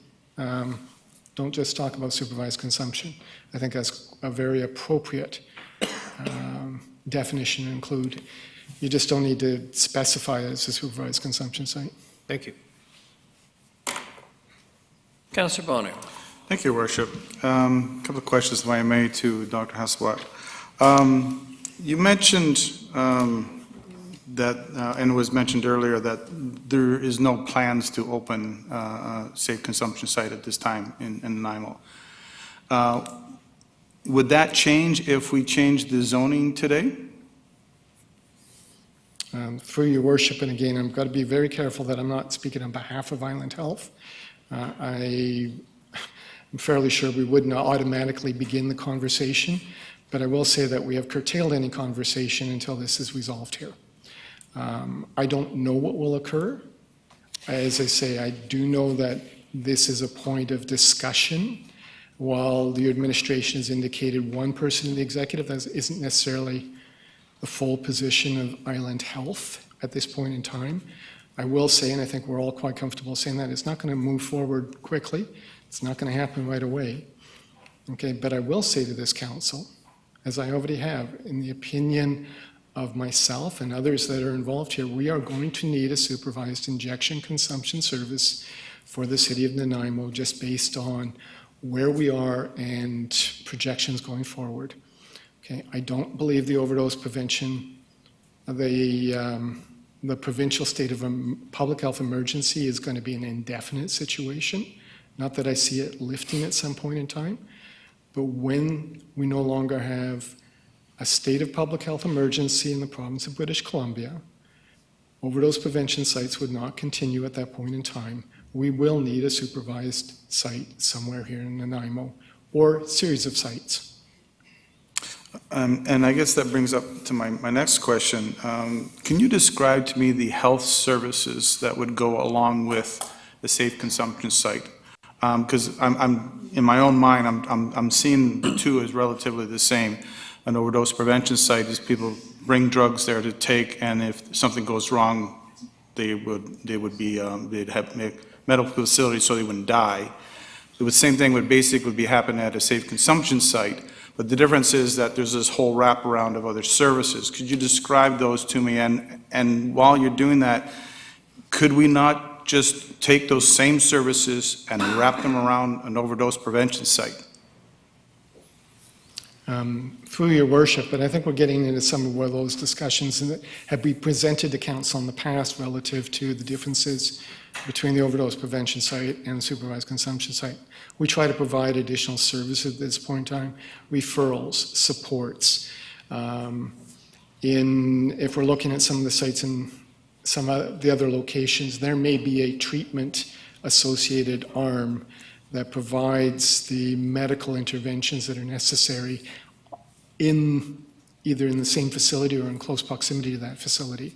We don't have that here, and I think that's one of the major differences. We may have referrals, we may try to get individuals into some sort of treatment, but it's not a wraparound service, and I actually don't see that being a wraparound service at the current location here in Nanaimo.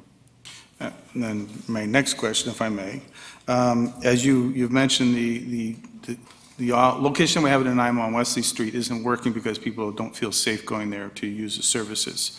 And we know that it's within your mandate to set up an overdose prevention site anywhere in Nanaimo. Why are we not considering moving that and then wrapping services around a new facility? Through your worship, and again, these are discussions that we've had with the city that, yes, it's possible, okay, but let's get the priority issues resolved that need to be resolved. This is one of those issues that needs to be resolved. I'm not sure that we're in a contractual position to actually have those discussions, so there's more to it from a business perspective as well. In the meantime, there isn't an imminent decision of any nature. I suppose if I depended upon an imminent decision, we wouldn't be getting anywhere because this discussion began many years ago. Okay? And that's why I say, yes, you have to make some decisions here before we even begin to have the conversation. I think a comment at this point. I think we're in a position where we're trying to figure out who's going to blink first. And I think that when you mentioned that we're being overlooked on programming, which means someone's making the decision not to provide programming into the Nanaimo area, which is affecting the health of people that are using here, I'm a bit concerned. If that funding came available tomorrow, I would vote to change the bylaw 4 minutes later. So I'm not seeing this willingness to, at least I haven't seen it so far in any of the reports either, a willingness to sit down and says, okay, what can we do together to move this thing along? All I'm seeing is that you need to change your bylaw. Yet there's nothing in our bylaw that stops you from coming forward with an application to do a site-specific rezoning and set one up anywhere in the Nanaimo, well, where it's certainly allowed. So that's my concern here, is that I'm just not seeing this willingness to negotiate. And it's because I'm not involved in it, because I know that you were working with staff. But that's something I would like to see, and I'll be talking to staff about that afterwards. Thank you. And through your worship, it's one of the reasons, and to Councillor Bellner, it's one of the reasons why I actually listed all those interactions that have occurred. There has been many opportunities and lots of discussion occurring. And we unfortunately haven't gotten very far. Councillor Gesselbrock. Thank you, Your Worship. Yeah, I think a few of the, through you to Dr. Hasselback, I think a few of the questions have been raised already. Just a point that I want to come back to. I think that this is a new council, and all of us need to be brought up to speed on the conversations that have happened in the past. And I get just hearing the complexity of a supervised consumption site and then this other suite of services for addiction treatment that can be provided, and what exactly is a supervised consumption site. I don't think it's entirely clear, and I do feel that there's a lot of nervousness that what we're talking about is a zoning to allow Wesley Street, and how everybody envisions what Wesley Street is to allow in other locations. And that actually isn't the case, what I'm kind of understanding, but that's what the biggest fear is. And I think to get past that, a lot of discussion needs to happen again and people to get on the same page. And my question is that the level of urgency to pass this tonight, what is it? Or if we don't pass this tonight, are we going to be losing out right away? Or is there time to have some discussion? Because the place that really where this needs to land is the Health and Housing Task Force, where Island Health is sitting there, and all the players in town that are providing the services, along with bylaws and folks that can have the conversation to tease out what exactly we're talking about so that we can move forward together. And so my question is what is the level of urgency of passing this, changing this tonight? And is there time to have some conversation to get back on the same page? Through your worship to Councillor Gieselbeck, your words echo exactly what one person at council said in May of 2017. And here we are 2.5 years later and haven't gotten anywhere. What is the urgency again? Yeah, so I understand, and 2017 was a different council, and my point is that there's a council here. So I guess my question though to you is like, the level of urgency in terms of passing this Tonight. Sorry, and again, through your worship to council, I can't tell you what that level of urgency is. You missed the boat. Okay, and I'm being blunt in that. I think that the next step, if you choose not to move forward, is to take this to Human Rights Tribunal, and then you'll be ordered to reverse it. I think that's really what it comes down to. Do you want to go down that path? I'm not here threatening them. I'm just telling you what I actually think the next steps are. The language in this bylaw is so discriminatory, it's amazing that it continues to be there. I think you can tweak some stuff, but you have to get rid of something which discriminates against people with substance use disorders. Okay? Quite clearly, as currently written. That is the recommendation for both options 1 and 2. Got to stress that. You're not being asked by anyone else, and you've already agreed to this in July of last year that you would go ahead and do this. Okay, but that was 7 months ago now, 6 months ago. And we're back, we still haven't got a bylaw in place, and we haven't made those changes. So what is the urgency? Maybe I should be asking yourselves, because it doesn't sound like it's very urgent.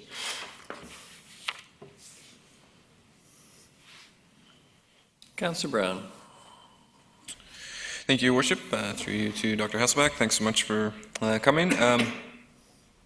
If you just indulge your curiosity, you spoke to some other options, maybe not supervised consumption sites, where the definition is also problematic. What would the definition as it stands now, if we took the conversation around the supervised consumption site out of it for just a bit into, well, what are some other options, and how is this definition limiting them? I'm just curious on what they are. Through your worship, and again, we're going back over, and I appreciate it, so please indulge me, and please accept my frustrations. Under the current definition of a drug addiction treatment facility, that includes harm reduction, supply, distribution. It also includes methadone clinics and the like. Methadone clinics and the like would be interpreted as any form of opioid agonist therapies, which might be quite specific. Now, I think that we don't have a difficulty providing that for medical clinics. Much of that is already occurring. I think that some of the existing sites might actually be questionable if you were challenging them in terms of their compliance with the existing bylaw. But more importantly, with some of the newer lower barrier treatment or safer supply alternatives that are going to occur here in the province of BC for those people that are not responding to other forms of treatment, that this would be a significant barrier for us being able to implement. And there are proposals that have gone forward within Island Health, and they certainly didn't consider in any way the incorporation of Nanaimo at this point in time. I may follow up on that. Just to follow up then, thank you for that information. And I appreciate you taking the time to sort of go through this again. I'm only asking this question out of curiosity, but if the hang-up seems to be around a supervised consumption site and there's concerns and people have varying degrees and opinions on those, on the question before us, I'm just curious, is there an option forward where, right now we're talking about permitting, is there an option forward where we can amend that definition and exclude something like a supervised consumption site if that raises the comfort level? So what I'm trying to get at is, would that allow you to proceed with some of these other options while maybe the details around and comfort levels between the community with council around a supervised consumption site are worked out? And through your worship to Councillor Brown, I do appreciate the question because there are multiple things here, and I actually don't believe that council is getting clearly identified what those issues are.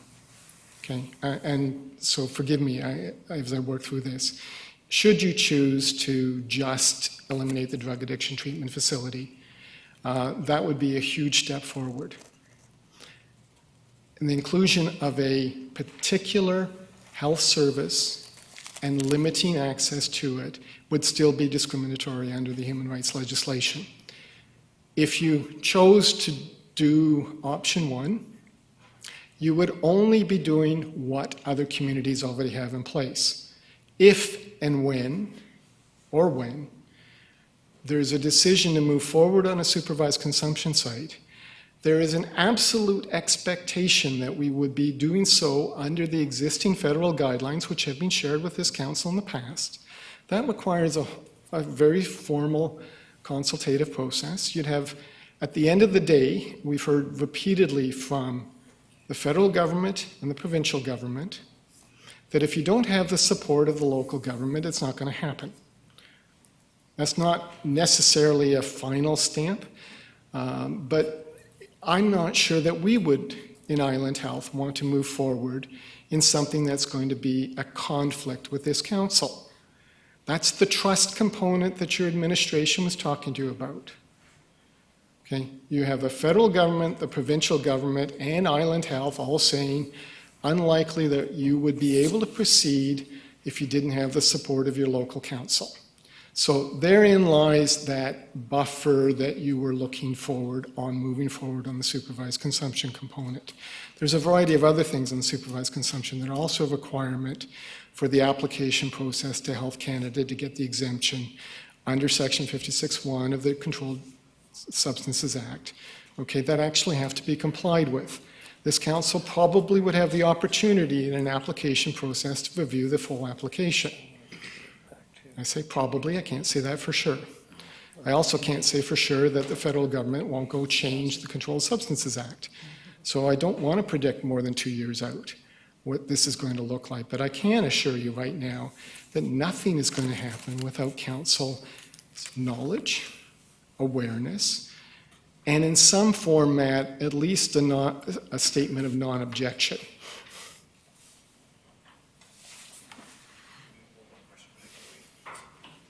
Oh, get it over with. Okay. It's unrelated to my line of questioning, but it's, I appreciate your commentary around the problems of Wesley Street, and I'm in full agreement that some of the environmental changes have been highly problematic. I think it's really easy to talk about SEPTED principles, but they're often failed on implementation, and I think that's what's happened there. So my question is, how do we have a level of assurance for the community that neighborhood impacts will be mitigated as we move forward? Because I do think the concerns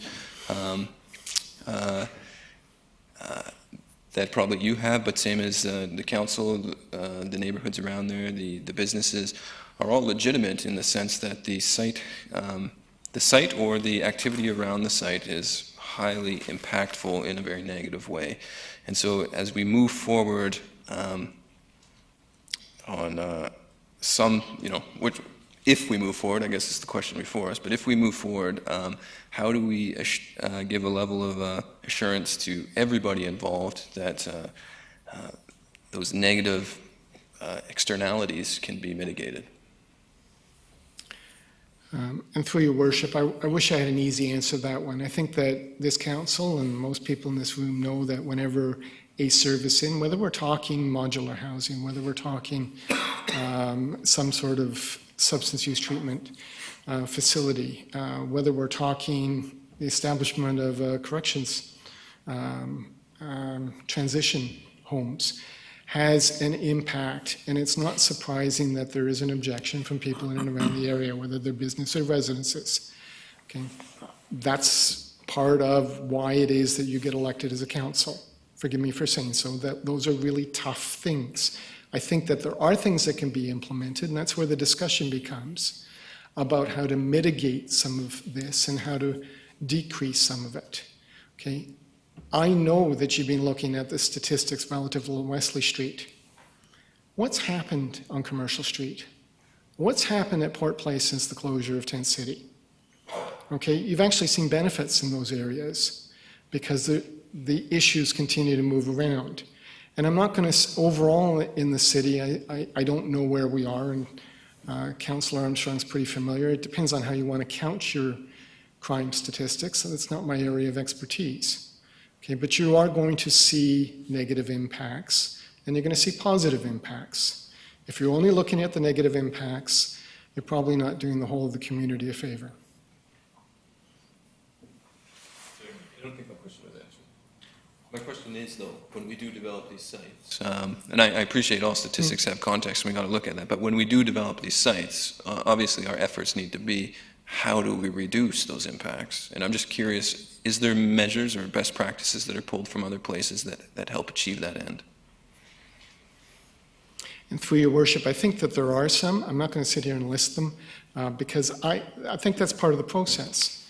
Part of what we need to be learning collectively, not just me coming forward and saying, we know that there is a reduction in needles in and around supervised consumption sites. Okay, that's been demonstrated out of the Vancouver site. Okay, still doesn't change if you find one needle out there and you didn't expect to find any. But we need to have those conversations, and that is part of the process of the application. Should we proceed with a supervised consumption site? I'm not opposed, and I can't speak for my colleagues, about having some of those conversations. If we need to do so, if we wanted to set up something, or if you wanted to set up something that says, what are we going to do with Wesley Street? And as I said to this council before, and I said in July, question becomes, if it's not Wesley Street, where is it? It's not if. This is an issue that until we have resolution on the housing side, until we have the resolution on a few other very difficult issues that are faced before council, it's only a question of where, not if. Thanks. Councillor Marvin. Thank you. Through you to Dr. Hasselbeck. The federal, the Respect for Communities Act and Controlled Drugs and Substances, so that's the federal regulation. And I'm assuming that it's got within it the buffer zone for schools. And that's what I'm wondering. Does it have any community consultation whatsoever within that act? Through your worship, to Councillor Martin. The application process is not as specific as you're comfortable or you're used to in terms of zoning bylaws that sort of say X, X, X, X, Y. Okay, you can only do this and this and this. It is much more functional in the sense that Health Canada expects a full declaration of all the issues that are arising and what those mitigations are. And so if in any chance there was proximity to anything, and I'm not going to say it'd be schools, but anything that might be of a concern, that needs to be absolutely identified, and a conversation with Health Canada relative to what that mitigation looks like. Health Canada acts on behalf of the community to ensure that we're not about to approve a supervised consumption site that has risks that have not been considered. I don't want to say no risk. Okay, we are not moving forward in a no-risk environment, but the risks need to clearly be identified and discussed in the application process. Does that actually help you at all? And again, it's very difficult when you may have a comfort zone about very specific criteria that are utilized compared to Health Canada's process, which is probably even tougher because there isn't a checkbox that says more than 200 meters from a school. Okay, they may say, well, we'd like you to talk about anything that's, well, this school looks like it's close. What have you done with them? Okay, they may well do that, and they will come and they will do a site visit, and they'll be looking for those very issues. Thank you. Thank you. Councillor Bonner. Thank you. I thought it was on, sorry. And through you to the doctor again. We have two options in front of us tonight. Say there was a third. And in that third, we had gone through and set up a criteria of how we would, what areas in the city we would like to see or would be willing to see a safe consumption site. And we looked at schools, and we looked at parks, and we looked at daycares and all that sort of stuff. And out of that, we came up with a list of 15 sites. And then this council rezoned all 15 to allow for safe consumption services. Would that be enough for whoever to put us back on the boat that apparently we've missed? Because at that point, you would have the support of this council already before you even started your application with the federal government. Sorry, through your worship, if you want, this is the conversation that this council had in July of last year, and you choose to go forward with the direction of the administration. So I'm going to take their purview and sort of say you've already had this conversation. Second is it doesn't matter whether you have this in the zoning bylaw and accept it or not. The supervised consumption site application process would still have to proceed. And in that process, not only would you have to comply with the zoning bylaw if there was one, for which you're probably not in compliance with human rights legislation, but you'd also be asked at the end of the day, are you comfortable with what this application says in the proposal that's going forward? So it actually wouldn't change things in any fashion, and it wouldn't accelerate the process, nor would it open any doors that aren't already open.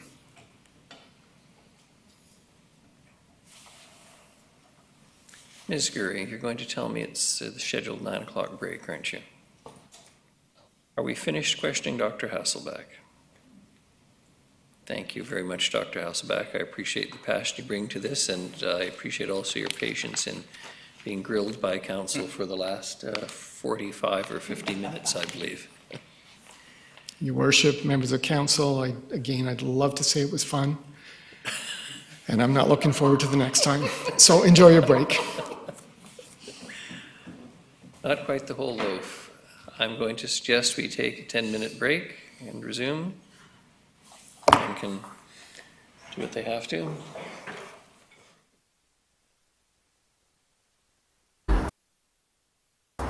In a pink, a purple, a green. Probably my favorite on here is Rainbow Chase for Pride Week. It'll actually run all the way around the building all the time. With this new technology, organizations can now request that the bastion be lit to promote their cause by going to the City Nanaimo website and following the instructions. Go to Your Government, Bastion Lighting Requests,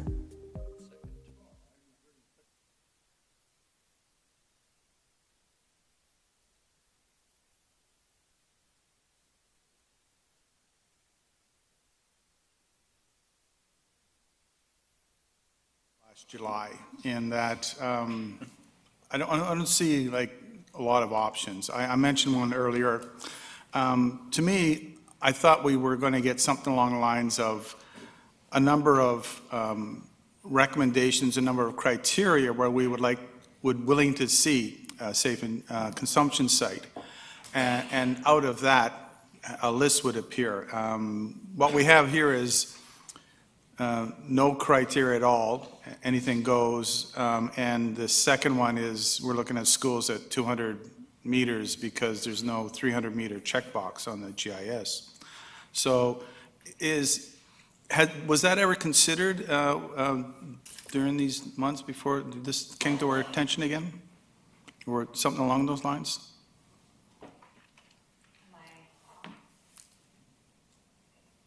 You are now. Through the mayor to council, yes, a range of options were considered. What you have before you through the direction of council is options based on the previous direction from council to work with Island Health, and the guidelines were a way of meeting some criteria. I'm just wondering if I could, with IT's help, show you a map that shows some analysis through GIS. So, okay, so what you've got here is in the gray are all the areas in the city where office, medical, and dental are permitted. So you can see them ranging from Woodgrove in the north through to the downtown. Then, if we look at the buffer for schools that was presented to you in option 2, if I click this, you'll see areas where if there was a criteria restricting distances from schools, there would be certain areas where that use wouldn't be allowed under office, medical, and dental. If you were to use a bigger buffer, you'd be looking at the lighter, I'm not sure how clearly you can see it, but the lighter blue circle around the darker blue, and then the purple in the center is the location of the schools. We did also look at daycares. If you were to add that in, similar to cannabis, that really does limit the number of sites. So there is a layer showing daycares, and then you also have recreation facilities and where childcare is also kind of provided. So you can see that we did look at those pieces, and then we're trying to balance out the desire to work with Island Health on the need to recognize that supervised consumption service, as in the guidelines, are to be located near where the use is needed. And right now, currently, where Wesley Street was the OPS, overdose prevention site, was located there due to its geographic location and proximity to the need. That does shift. One important piece is that the overdose prevention site does cater for those who use through injection, and I think Dr. Hasselback mentioned of the 1,200 known opioid users, about half inject, and the others presumably use inhalation. And that's not a service that's provided currently under the overdose prevention site. And we actually spoke to Island Health to ask if that would come as part of a suite of services with the supervised consumption site. And we were advised by Island Health Executive that there's no additional services that would come with a supervised consumption site. So it would basically be the overdose prevention site because there's no additional budget to add any other services. So that's what we were advised by another Island Health Executive member. So that's another kind of consideration for council. So anyway, in terms of the analysis, it is possible with what we're showing you here. The more buffers you put, the smaller areas available under that zoning. And you can see with daycare, one of the reasons we didn't put that in is daycares are not, don't have the same permanency as schools. And their proximity to existing office medical, which are typically in more commercial areas, would really limit the number of sites. So the other reality that we understand is that there isn't funding to open additional either overdose prevention sites, and there's only funding for either one overdose prevention site or supervised consumption site in Nanaimo. That could change, and I think, as Dr. Hasselback has pointed out, in the future, we don't know if there will be legalization of currently illicit substances that people use and what impact that will have. So this here is an analysis tool that we did use before coming up with option 2 as another alternative for you. Okay, and actually, if we could go back to the slide, and maybe I'll review options 1 and 2 again. Thank you.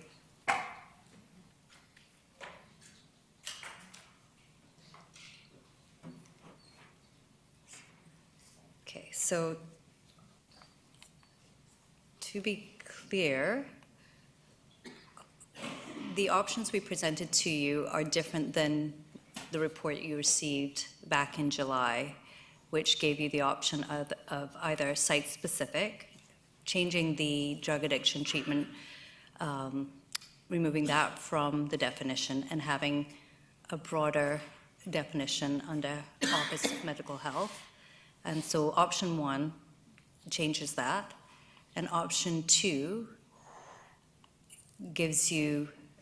includes the same definition, but it adds the supervised consumption site specifically with a definition that goes with it. And by doing that, allows you to have a buffer, whether it's 200 meters or other criteria, should you wish, from schools, daycares, other uses. There's also the opportunity to look at parks. But in order to do that, you have to specifically say what you're buffering from, and that's why you have to have that definition in there. Councillor Hemmons did ask the question about other areas in BC and also Canada and how they deal with supervised consumption services.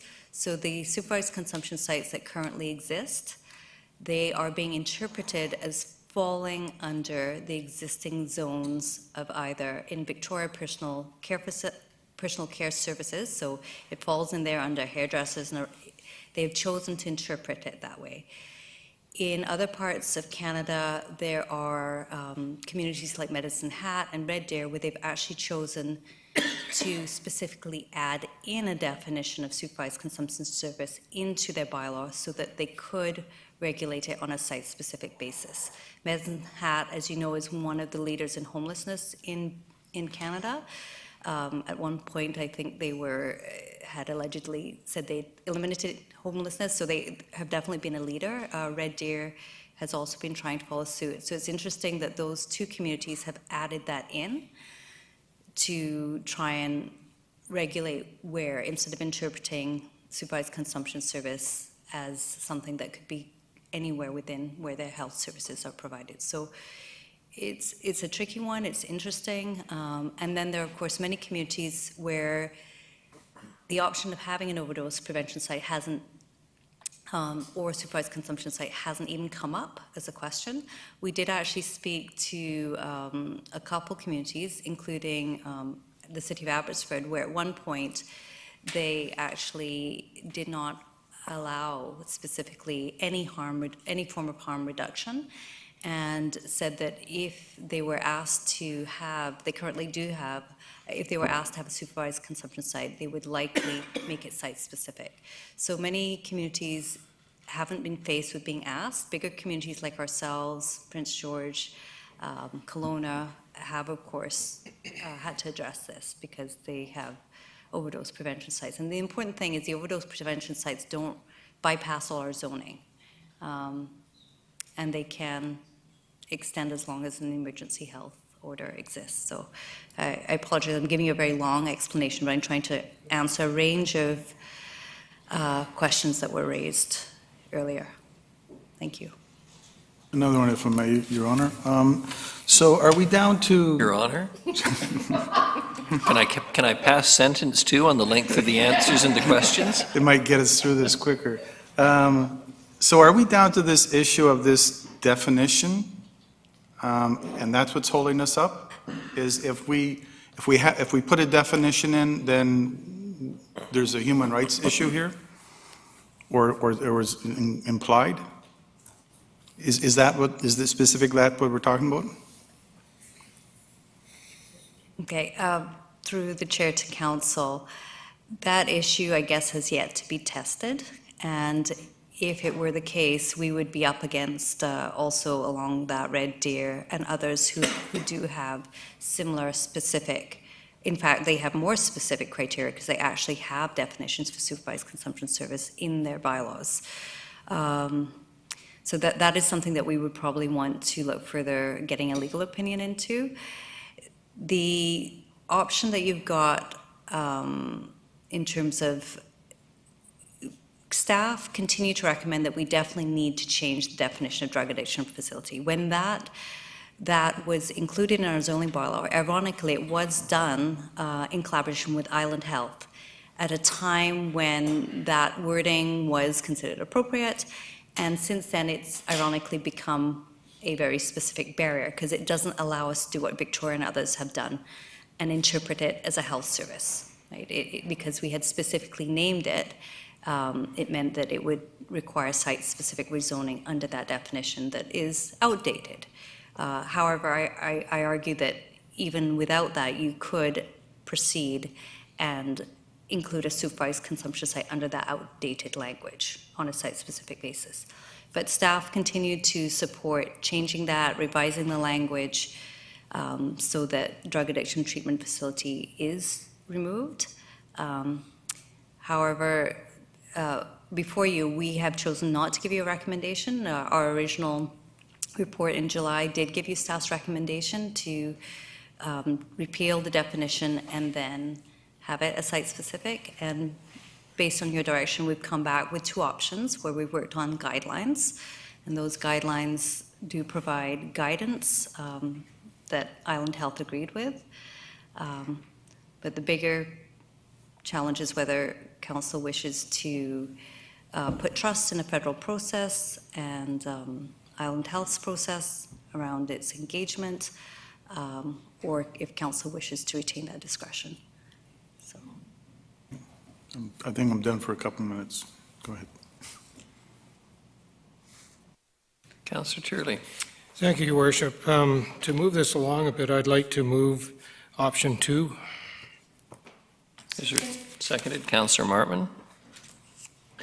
Do you want to speak to it first, Councillor Turley? The concern I have is that in reality, what we currently have doesn't appear to be working. And I don't believe that any of us around this table, with maybe a couple of exceptions, have any significant expertise in dealing with this significant challenge. And I think it behooves us to allow those who have the expertise, the tools to actually get the process started. And for that reason, I think whether we agree with it or not, I think something is better than nothing. So. Councillor Armstrong. Thank you, Your Worship. I won't be supporting. I prefer the site-specific zoning, which they said has been working in Medicine Hat and Red Deer, and when you look in, they don't have issues with communities either, because it's been done in consultation. My big issue with number 2 is I personally don't care if they're by schools or not, because that's not the issue that we're facing in the city. We're facing businesses that are being impacted by that, which has not been addressed. We're facing homeowners that have been impacted by it. We don't get complaints from schools because they're not near there, and Island Health's own policies, they will not put them near there. So to me, that's a big issue.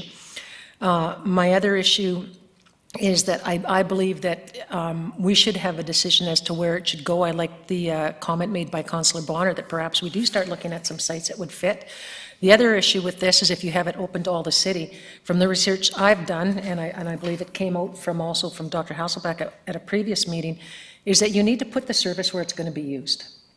And that's the big issue. If we just have a blind spot and we can say we're going to put 10 of them up in the north end, for instance, and we've only got maybe 2 people that are going to use it, then we're doing a disservice. Contrary to popular belief, I do believe in safe consumption sites if they're put in properly and if they have the supports in place. And I haven't heard anything that makes me believe that's going to happen. As a matter of fact, I heard the opposite, that there's no dollars available to put in those supports. We can't even get the numbers from the overdose prevention site as for how many people use it. And when they do talk about it, they never talk about the numbers of people that use it or clients. They talk about the number of visits, and some clients we know go 10, 12 times a day.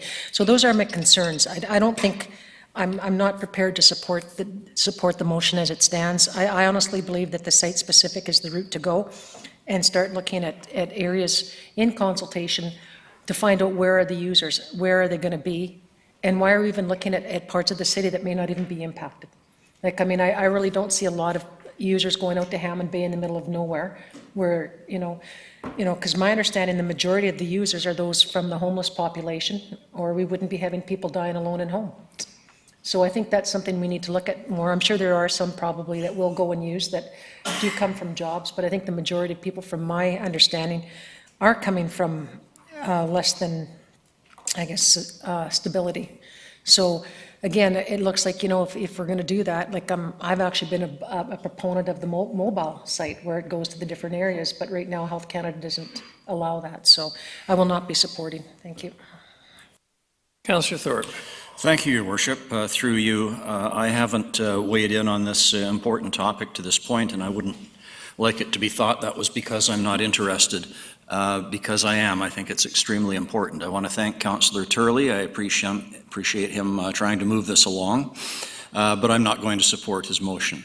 I also appreciate Dr. Hasselbeck and his efforts in our community, and I want to make that clear. And I understand fully that Dr. Hasselbeck is advocating for a segment of the population that he deals with and sees as having needs that need to be addressed. And he doesn't want us to discriminate against them, and therefore he wants to make it easier for us to be able to locate consumption sites. So I understand that position, but I think that as council, we have to advocate not just for one segment of the population, but for all of our citizens. And we have to be mindful of the safety of our citizens and the well-being of our businesses that drive our city's economy. Quite frankly, in terms of the wordings that were being talked about here, I am challenged to accept changing language that I think could be perceived by the public as just simply trying to hide the truth. And so when I hear that calling a consumption site is a medical office, or it provides a service like hairdressing, I'm not sure that we're being really upfront with our citizens if we try to pass that. I understand the reason behind it, but I'm not comfortable with it, because the reality is that consumption sites bring social problems. And believe me, we know that over the past 2 years in this city. We know it more than well. But I want to try and refocus, Council, if I may, because we've sort of branched off into philosophical debates about consumption sites, injection sites, and so on. And this is not about the merits of supervised consumption sites. As far as I can see, Council, what this discussion and this decision is about is amendments to zoning. And that's what we need to focus on. It's about the extent to which the city is able to regulate where and when these sites could be located. We're talking about zoning amendments here. So we regulate liquor stores on a site-specific basis because we recognize that they are significantly special. They're not just another retail store. We regulate on a site-specific basis where cannabis outlets are regulated because we recognize that they are unique and they are not just providing another retail service. So why would we not want to maintain the same degree of power of regulation over the siting of consumption sites? I can't understand why we as a city would be willing to give up that power of regulation. And in fact, I think it would be irresponsible of us to not protect our citizens by maintaining that degree of control.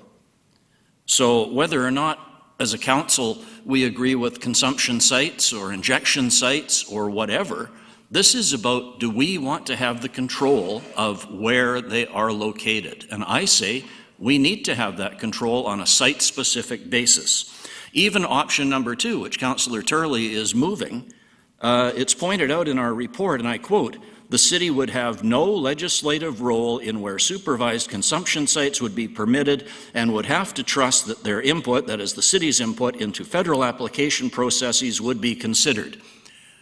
Well, I'm sorry, but that's just not good enough for me, and I don't think it's good enough for the citizens of our community, not after what we've been through for the past 2 years.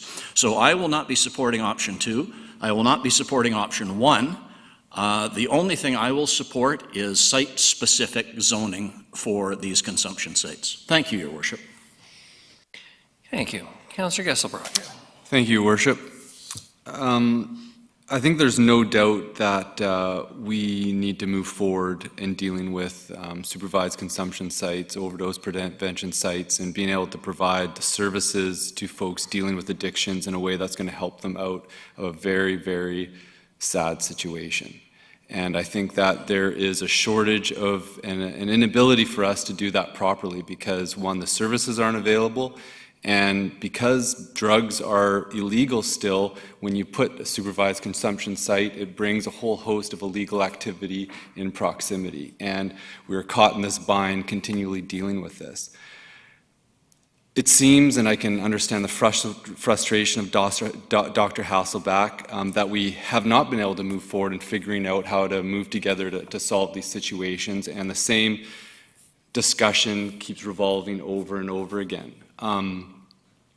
I think part of the issue is that how we're setting up ourselves to discuss these complex problems when it comes towards at a council table, we don't have the ability to actually discuss through and understand the complexity of the situation and hear the points of view and come up with a collaborative way to move forward. We've set up a health and housing task force to deal with these type of issues, and we also have a governance and priorities committee where we can have a proper in-depth discussion where we're not under the gun to have to make a decision on a set of zoning changes in a council meeting. And we've set ourselves up now twice for this type of situation when really this conversation needed to start at a governance priorities committee or the health and housing task force. And I don't think that we're going to move forward in solving this situation again tonight because of trying to solve it at the council table. So I would like to move to defer this discussion or refer it to the health and housing task force, have a set of recommendations that could move to the governance and priorities committee to have a full discussion and then come back to council and come to a decision to deal with our supervised consumption site and Wesley Street and this whole situation and have that discussion and to finally come to the council in April after it's gone through the proper channels to get everybody on the same page. We have a health and housing task force that has Island Health sitting at the table and all the players involved in this type of situation where we can have a conversation as how does the city want to move forward with supervised consumption site. And this conversation hasn't even happened at this committee where we have experts of people that are able to come and give proper recommendations on the whole suite of issues that we need to consider. And so I would like to move that we refer this to the House and Housing Task Force to have a discussion on how to best address safe consumption sites in the city of Nanaimo and deal with our current situation at Wesley Street. Is there a seconder? Councillor Martman. So I'm seconding it, and I seconded the other motion. But I agree with Councillor Gesselbrock. I think this needs further conversation. I really was leaning towards maybe that sometimes you just have to trust, and that I wanted to trust the federal policy. And I want to do what's best for all our citizens in Nanaimo, including those who need it the most. But I think this discussion really, we would do well having it at the Health and Housing Task Force where there are key stakeholders at the table that can have their input into this, taking it to then from there with a recommendation to the GPC where all of us can be involved in this conversation. I'm sad that it's taken from 2017 till now. But I don't believe this is anything we should rush into, and it's serious enough for us to have more conversation. Councillor Bonner. Thank you, Worship. I'm not in favor of the motion for deferral, and reason I think we should listen to Councillor Thorpe on this one. This is a zoning issue. It's not a health and safety issue. It's strictly a zoning issue. And he's correct. We have strayed a bit. We're having our public hearing meeting at today's meeting. So I don't, there are experts at the Health and Housing Task Force, but they're not these kinds of experts. This is a decision I think that council needs to make, and council needs to make it with the input of the public, but not at the Health and Housing Task Force. I don't think it's within our mandate to do this. To me, it is a zoning question. We as council need to decide how we're going to do our zoning, not the Health and Housing Task Force. Thank you. Councillor Brown. Thank you, Worship. I will not be supporting the deferral. I have a feeling that we're trying to kick the can down the line a little bit too much. And I really do think the two issues need to be separated out here. One is the issue that staff and Island Health have identified, and that's that our definition of office medical dental needs to be amended. I think the sooner we do that, the better. Then there's the topic of supervised consumption sites. I'm only speaking to the deferral here, so I won't get into that, but I think that if we are to defer anything, it should be that topic and that topic alone, because that seems to be the contentious issue. When it comes to decide the recommendation that we received 6 months ago, and it's been reiterated tonight, is that our definition is problematic. I do not think that needs to be deferred. It's been brought forward a few times now. So I think it would be irresponsible of us to defer everything. I think there's some nuances there that need to be sorted out. Councillor Hemmens. Thank you. I will support the deferral for a couple of reasons. One is I agree with Councillor Gesselbrock. This was part of the reason we created a Health and Housing Task Force. We really have different perspectives at that table that don't exist here. They are our community experts, and I think it would be a good process to involve them. Now, to Councillor Brown's points, I agree, the definition, we can change that. I would like to see that changed as soon as possible. I don't think that's a decision for the Health and Housing Task Force. What I see as a conversation at that table is just like Councillor Gesselbrock said, how do we move forward so that everyone feels like they've had input, that their voices have been heard, that we all understand the complex interweaving of how all of these pieces move together? Because I don't think we're getting that in this forum, and perhaps that should be at the GPC, but I think having the Health and Housing Task Force kind of chew on this for a little bit to say, what does it mean to have a supervised consumption site in the context of also having the OPS that we know is troublesome for a number in our community. So I think that's an appropriate referral, and I support it. Councillor Armstrong. I won't be supporting the deferral. I agree with Councillor Bonner that this is a zoning issue. It's not about what a safe consumption site is or isn't. It's about zoning, and I don't believe the Health and Housing Task Force mandate is to deal with zoning. Thank you. Councillor Gesselbrock. Thank you, Worship. Just speak to Councillor Brown's point on the deferral. I would be open to an amendment to tease out deferring the discussion on supervised consumption sites. I just would like a little bit more clarity on how we could tease that apart so that we can deal with changing the definition today and then deferring the discussion. Councillor Brown. I would appeal to the wise advice of Ms. Gurry, but I imagine that we would have to defeat the deferral and then pass separate motions pulling those two issues apart. Ms. Gurry? Thank you, Worship. So a couple things. I think I need clarification on the deferral motion to begin with, because the first time Councillor Gesselbrock mentioned it, he mentioned deferring to the Health and Housing Task Force to review and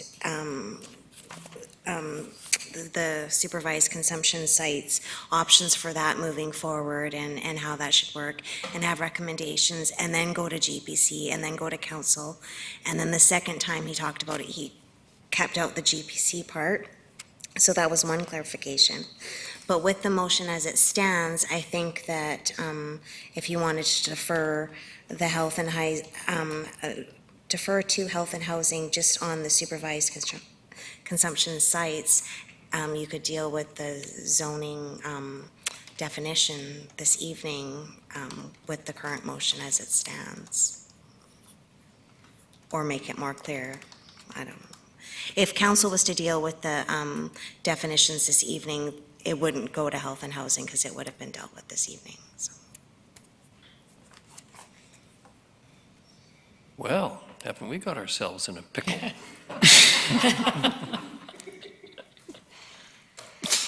I'm not even sure, Ms. Gurry, and you're always so careful and intelligent of these things, that I understood what you just said. I know.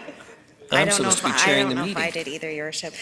So the motion that's on the floor right now is to defer to health and housing. Basically, if Council Gasselbrock could help me out, it was basically to defer the discussion of and citing of where would be best for supervised consumption sites and make recommendations back to, just say council. Is that kind of the gist of the motion, the deferral motion that you had put on the floor? I'm just rethinking here. I think a discussion needs to occur at the Health and Housing Task Force on what the city, how we want to move forward with safe consumption sites. I think potentially that dragging this in, trying to salvage that conversation and create it over there, doing a deferral may not be the best method right now, and that we can just deal with this, these motions, recommendations, voting for or against, and then, you know, make sure that the discussion happens. So at the Health and you would Housing. have the option of withdrawing your motion with the agreement from the seconder, which was Councillor Martman. I think that would probably be best. You withdrawing? I'll withdraw the motion, yeah. Okay. Agreed, Councillor Martman? Yes, all right. We're back on Back the to main the table. motion, which is option 2. Option 2. Is everyone off the list then to speak to option 2? No further discussion, Councillor Martman? Sorry? I voted, or I haven't Seconded. voted yet, but I seconded the motion, but I actually have to say Councillor Thorpe changed my mind as to, I'm trying to separate it, but it truly is a zoning issue. And if Island Health wants to come forward to us with a site-specific location, we're probably going to be very open to hearing what they have to say and what we can do to help them. So I agree, it's site-specific. Councillor Hemmons. Excuse me. Thank you, Your Worship. I won't be supporting this motion. I actually don't like either of the options. I think this is a really complex topic, and I actually don't think it's just about zoning, because when we hear from the Old City Business Association that they're not thinking zoning, they're thinking about the impact to their livelihood. And we should honor the conversation that is, it's broad, it's dynamic, it's not just a zoning decision.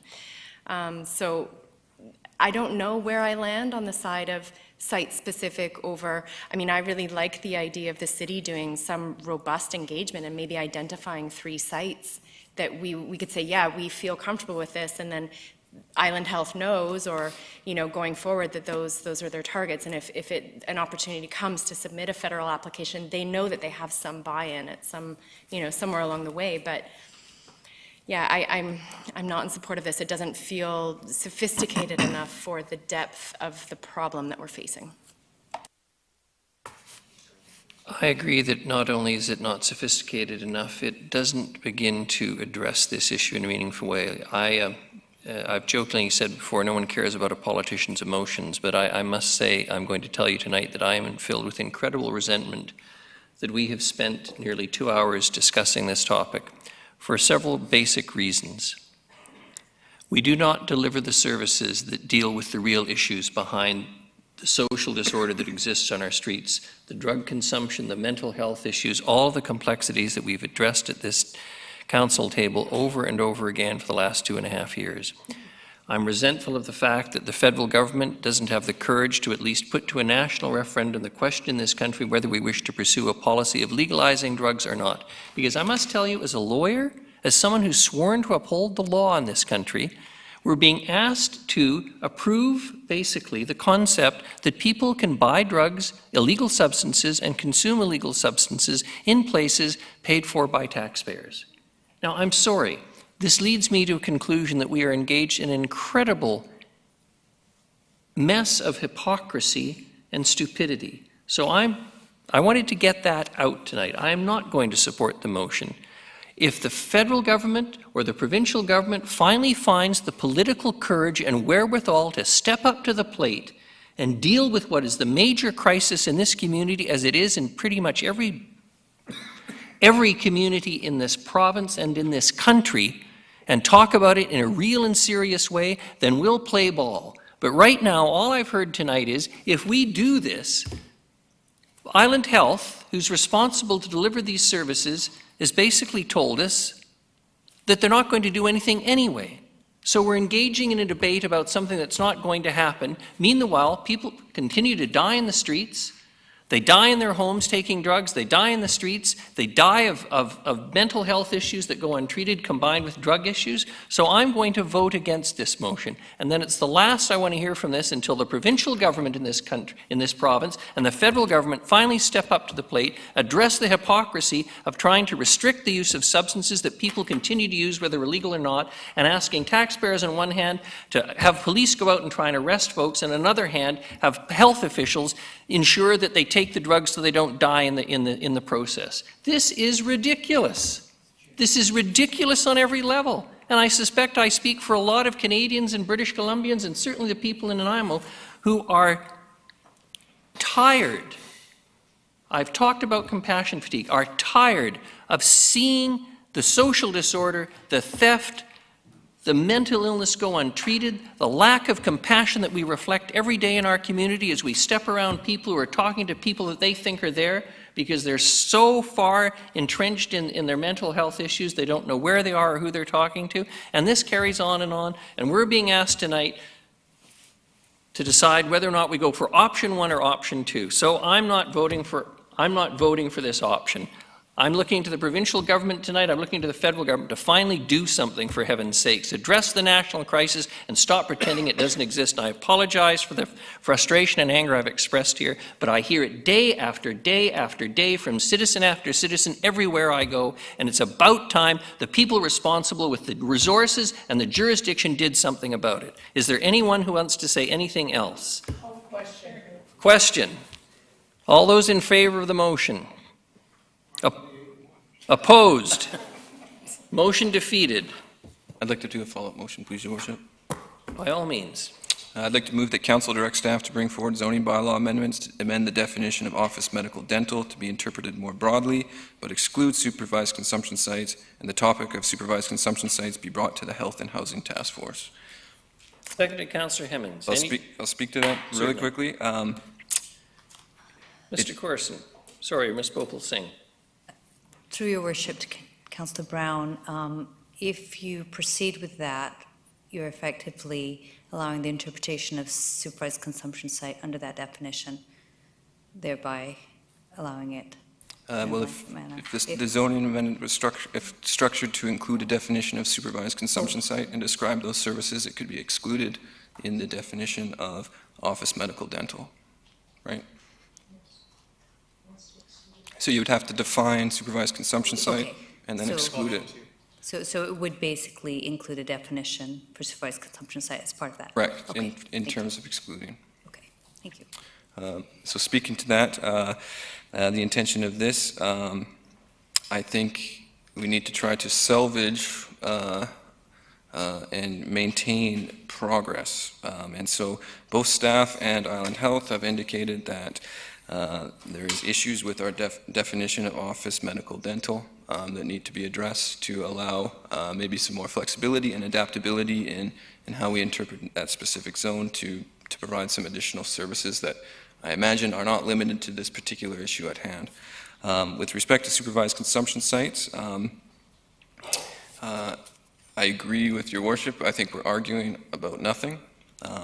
But with that said, adding the definition of supervised consumption sites to then exclude it gives it a clearly defined in our zoning bylaw, which was a recommendation.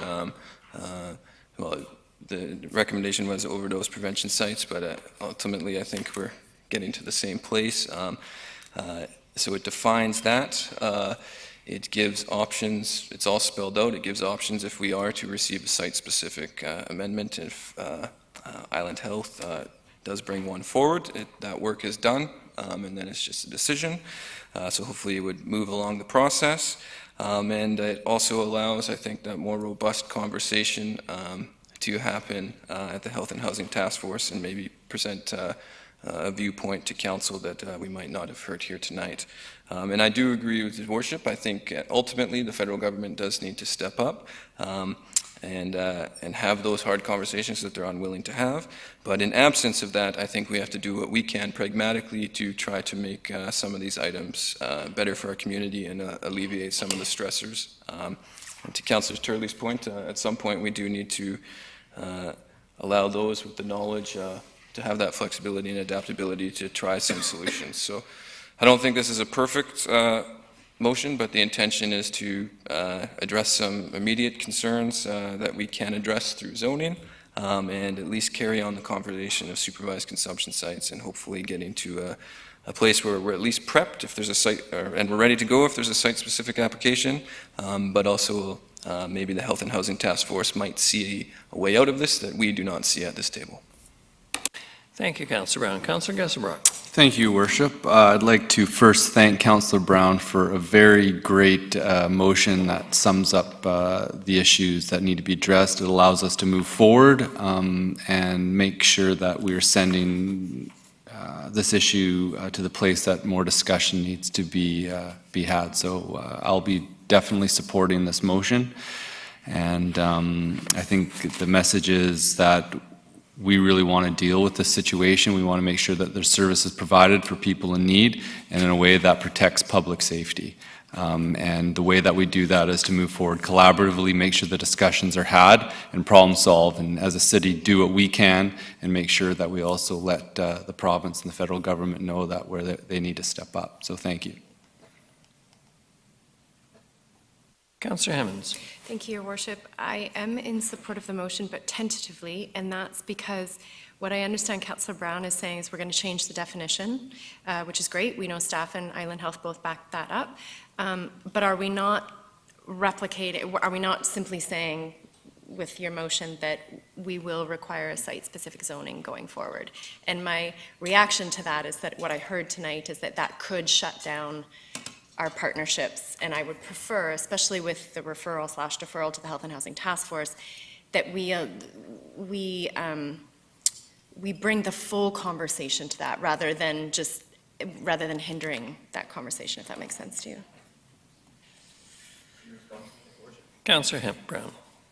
I think it's very clear that council is very divided on this issue. And I do think that the Health and Housing Task Force may be able to provide some insight. But that question might come back here, and we'll have to make it again, and we might not vote or follow any recommendations of the Health and Housing Task Force. Some particular individuals of council have spoken very strongly to their support of site-specific supervised consumption sites. All this is trying to do is, one, carry on the conversation of supervised consumption sites with the intention that maybe someone else has insight that we don't currently have, and they could help us out, and that conversation could be fleshed out. But in the meantime, we have some important work that's been identified to amend the zoning to be more permissive, maybe not as permissive as some would like, and it also does the work of setting up supervised consumption site as a defined use in our bylaw. Whatever comes out of the Health and Housing Task Force, our bylaw is ready for some additional changes. Depending on the speed of that might all come together at once. We don't know, but I do think we need to provide some direction to staff and do need to provide some direction to get some movement on this, because indecision is sort of where this is at. And indecision does not help those folks on the street. Indecision does not help those businesses and those neighborhoods that are impacted by this crisis. And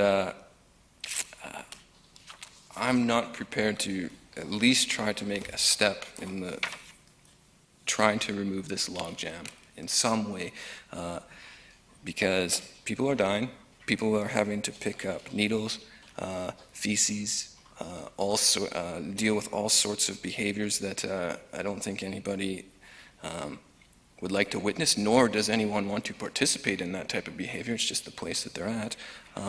And so I do think we need to make efforts to move this thing forward, even if they don't satisfy everybody. Thank you. Councillor Hemmens. Thank you. I agree with everything you said. However, I'm still unclear on whether the wording of the motion that you have put forward will constrain us to having a site-specific zoning process. That's unclear to me.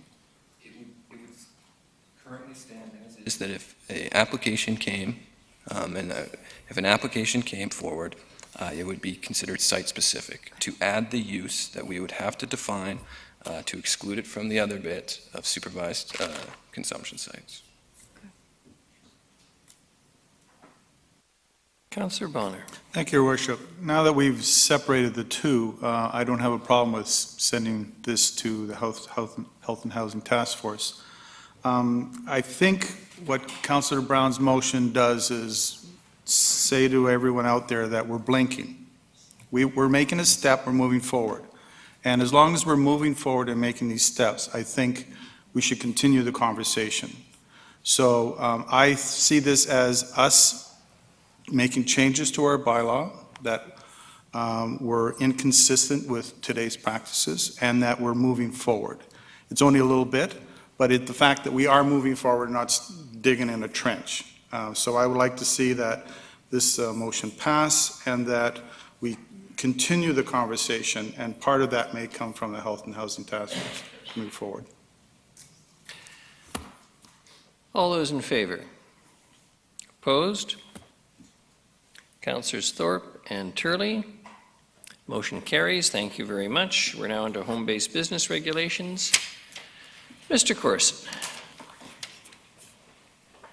And now for something completely.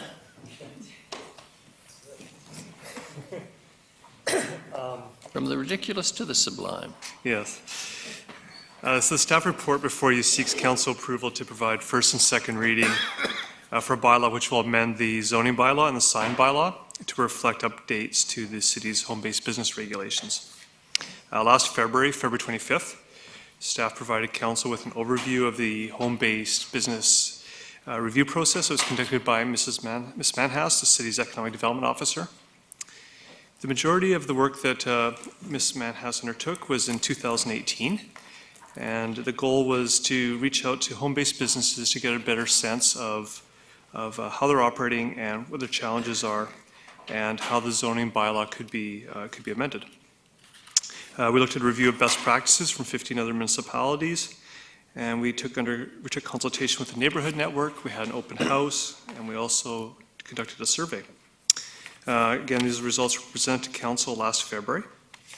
Since February, the staff in our current planning department who administer the zoning bylaw have reviewed the proposed amendments, and tonight we're coming forward with the final version for your review.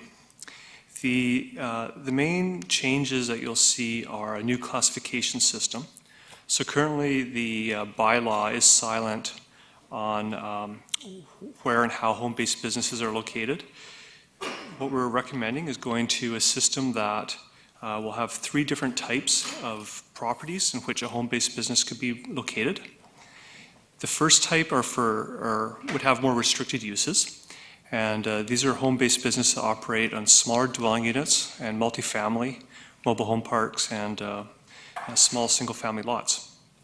And usually these are in more densely populated neighborhoods where impacts to neighbors can be greater. And what we're recommending is that businesses in these premises would be restricted to online or mobile nature. And they would have no employees. Type 2 are kind of the typical single-family lots we see in Nanaimo. And in these situations, we're recommending a maximum operational size of up to 1,000 square feet, or 50% of the gross floor area, and you can have 1 employee. And the type 3, which are larger lots, like half acre in size or greater, you could have up to 2 employees, or up to almost 2,000 square feet in size. So the idea is as your property gets larger, you can have a larger operation, you can have more employees, and you can have more uses associated with it. There's no changes proposed for hours of operation, which are 7 a.m. to 9 p.m. And the other big use that council will want to know about, one of the biggest issues we have with home-based businesses is marshalling and staging of vehicles. And through the change to the zoning bylaw, we're recommending that the zoning bylaw will actually regulate the number of company vehicles on a residential lot to the actual number of off-street parking spaces, and that people are prohibited from marshalling or staging of vehicles on the city streets. At the same time, we're also recommending the sign bylaw be updated so that signage is only permitted for single-family lots and not on multifamily. Those are the bulk of the changes. I'm happy to answer any questions if you have them. Councillor Bonner. Thank you, Your Worship, and through you to staff, if I may. Have we had any feedback from the Chamber of Commerce on these updates? No, we did work closely with the Chamber on these. These last changes were seen as minor and not significant from what we presented to you last February. And the reason I'm asking is we have a development permit, I believe, coming up, or a variance coming up later on in this meeting for a 930 terminal. And in there, they mentioned 3-bedroom working suites. And according to this regulation, you wouldn't be able to probably have them in that particular setup because it would be, it wouldn't fit into this criteria. Because to me, you could easily have a person doing, say, not consulting, but counseling in one of those units that we're looking at proposing today on 930 terminal. But they wouldn't be able to get a business license because they don't fit into this criteria. And I would think that would be a very minimal one, specifically because there's also commercial parking on that particular lot. Thanks, Your Worship, through to Council Bonner. Yeah, those would not be home-based businesses. Those are actually defined as live-work. So it's a separate, they're not classified as home-based businesses.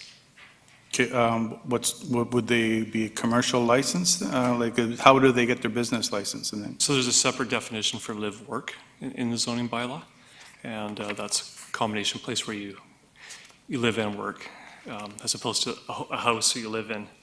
I know it's a little bit, but the zoning is different on that. It's a different zoning question. This is really more for single-family houses, and then, of course, multifamily and apartments. Okay. I guess I think I think number type 1 though is limiting, and I think there's a lot more things that a person could do working out of their, and I'm going with apartment because this zoning bylaw basically says we need more single-family dwellings, and I hope that this council and through our OCP development is trying to get away from single-family dwellings. And this one seems to be ingraining it. I just thought there could be more flexibility on what a person could or couldn't do in a multifamily dwelling. That's my thing. I don't know if that's something you looked at for the future. Yeah, well, it was something we looked at through this process too. So, in multifamily, you tend to have strata issues, so some stratas do try to limit what people can do. The big issue for us is parking, and when people come to a business, there's an expectation they can provide parking, which often they can't do through a strata because there is no parking available. There are also issues with just the type of activities within it. So we did try to define it really as mobile or online businesses where people are working from home and not inviting people into the premises. I see that, but I mean, we're looking at expanding our transit system. Customers may not show up in a car.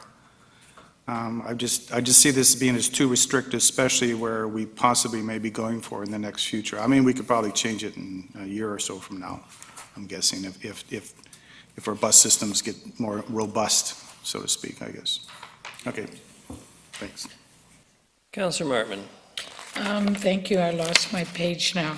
It was about the disadvantages of option, oh, there it is. We may result in a slight increase in processing times as there will be an increase in home-based business types.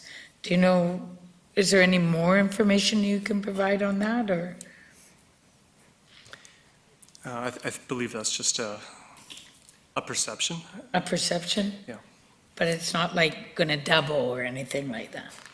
No, we're working as staff to try to decrease the processing times already, so we've been identifying ways of streamlining home-based business approvals, so. Okay. Yeah. Thank you. Councillor Turley. Yes, Your Worship. I just, with reference to Councillor Bonner's question, I'm looking at the location of home-based business under Type 1, and it refers to multiple family dwelling unit, secondary suite, mobile home, modular home. So was it more concern the type of business that you didn't want, or the fact that you thought there was no business allowed? A whole range of impacts is really what we were looking at. Yeah. So businesses are allowed in, but only specific ones, Type 1, right? Correct. Yep. Thank The you. idea is as more uses are allowed as the properties get larger. So Councillor Bonner, Acting Mayor, do you care to make the motion?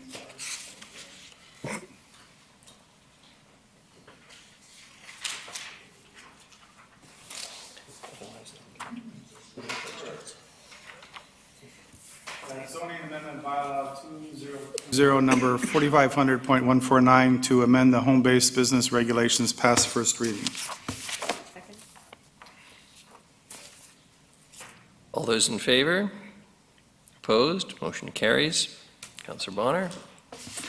Motion that zoning amendment bylaw 2020 number 4500.149 pass second reading. Seconded. Councillor Hemmens. Any discussion? All those in favor? Opposed? Motion carries. Motion that sign. Councillor Bonner, you were opposed? I have been for the last couple of votes. Sorry, just making sure, Ms. Gurry.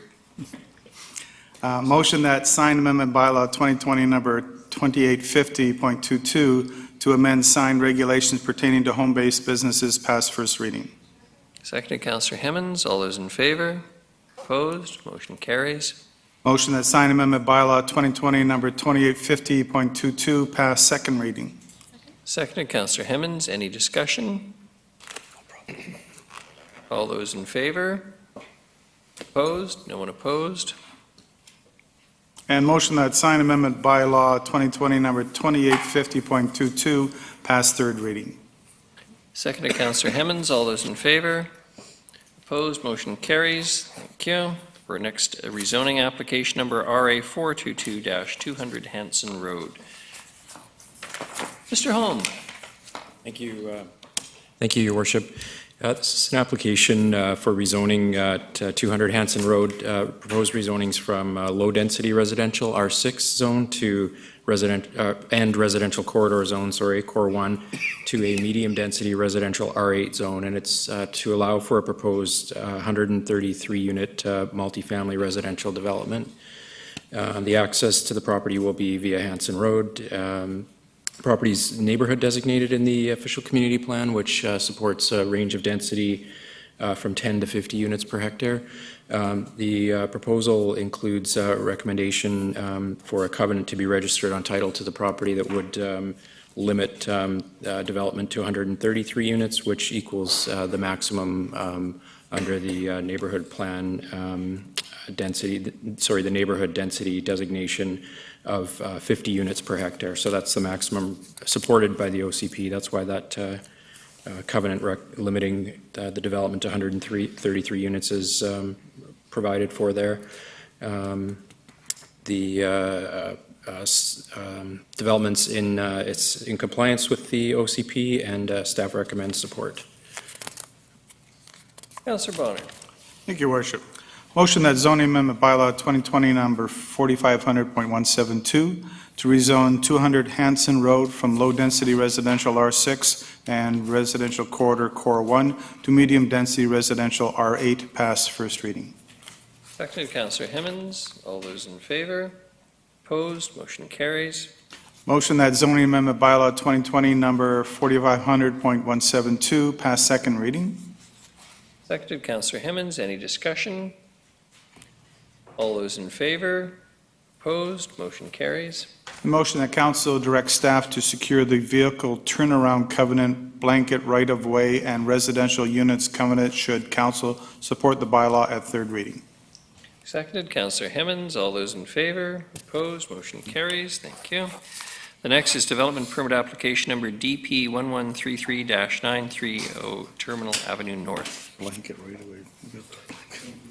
Sorry, thank you, Your Worship. This is a development permit, was referenced earlier tonight to allow for redevelopment at 930 Terminal Avenue. The proposal includes, it's a mixed-use building, actually, that provides for 29 multifamily residential units in a mix of one and two bedroom units, as well as 3 live-work units, and a small commercial space of approximately 150 meters.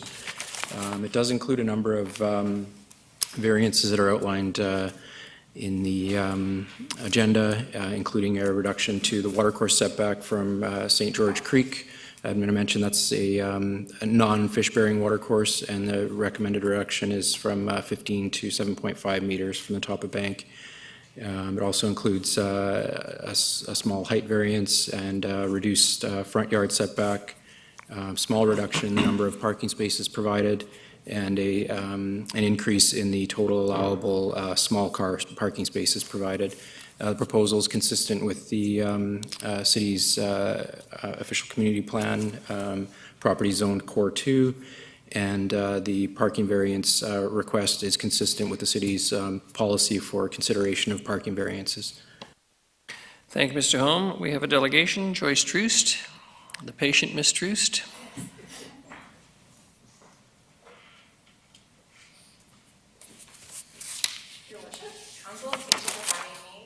My intention this evening is to basically give you a quick design overview of a project that we're really excited about.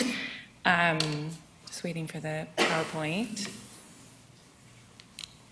So, can you guys see what's on the screen? Okay. So this is a corner shot of Terminal Avenue in Cypress. Basically, this mixed-use project has a cafe here on the corner, 2 levels of parking with residential above it. The design intention of the site was sorry, it's late. The intention of the design was to embrace the slope and mask the parking behind it, so it has little impact on what you see from the street.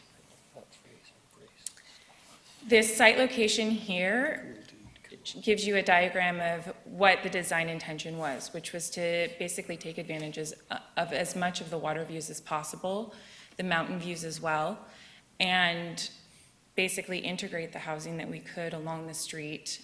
And the site is located along in a very walkable community. We felt the density along Terminal Avenue seemed comfortable and appropriate for what's happening along there. We've located, if we go to the next slide, we located 3 live-work units that were being discussed earlier, right here. We also have different access points and entry points along Terminal Avenue. The main residential entry point is about the middle of the site here. The vehicular access is located,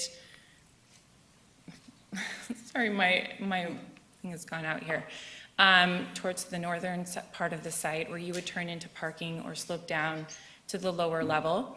The cafe is on the corner, in the southern corner down here, giving it the most exposure to the community and also an identifying marker along Terminal Avenue.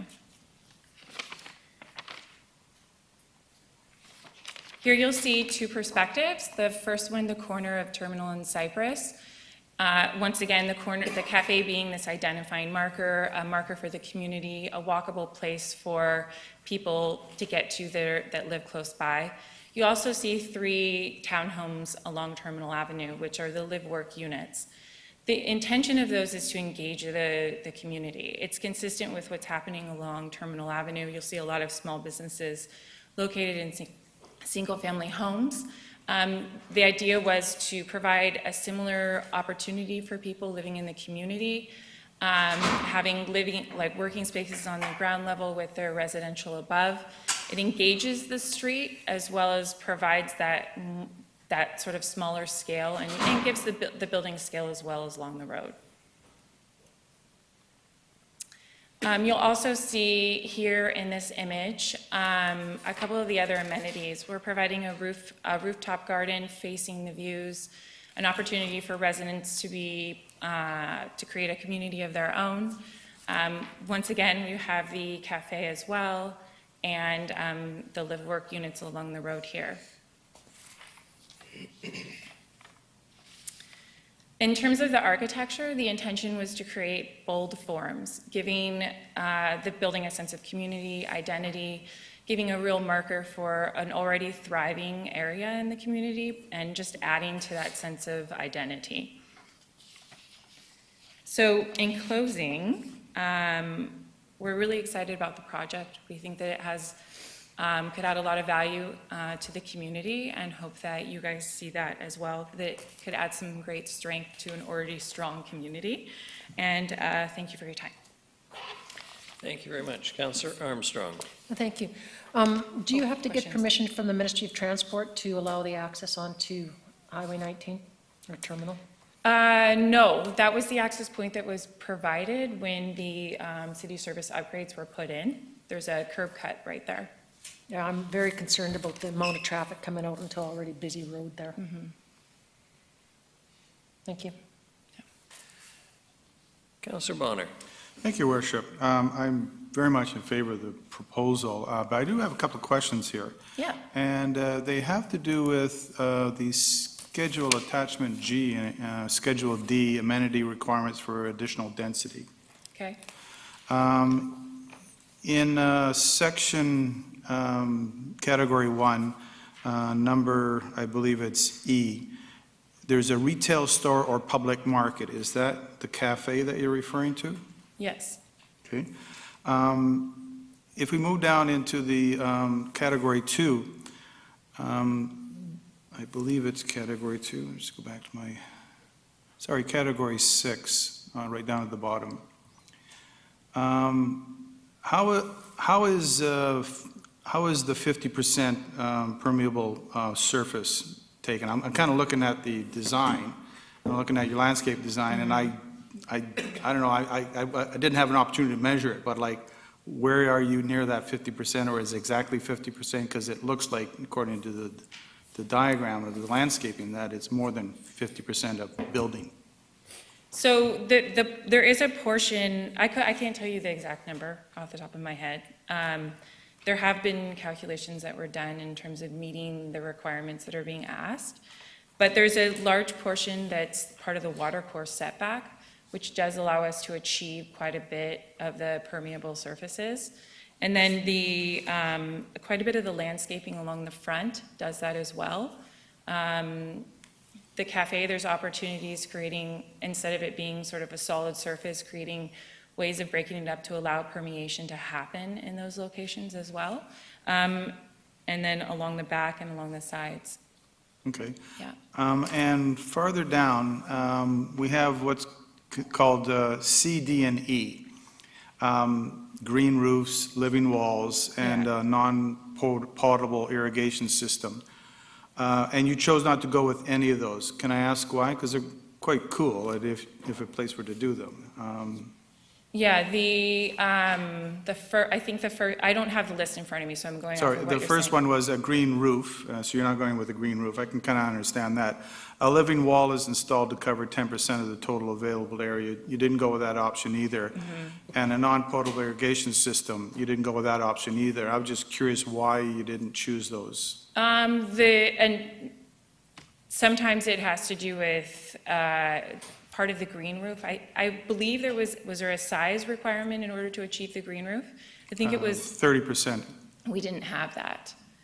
So that was one reason we didn't go with the green roof. I can't answer exactly why we chose to go in one direction or the other. Sometimes it's a cost decision. Sometimes it's a matter of picking what we feel best fits what the developer is trying to do. Okay. Thank you. Thank you, Councillor Bonner. Perhaps you'd care to move the recommended motion? Sure. Thank you very much, Thank Mr. you. Oost. Appreciate it. I do have a question for staff. By all means. Sorry. If I may. It's specifically to this section as well.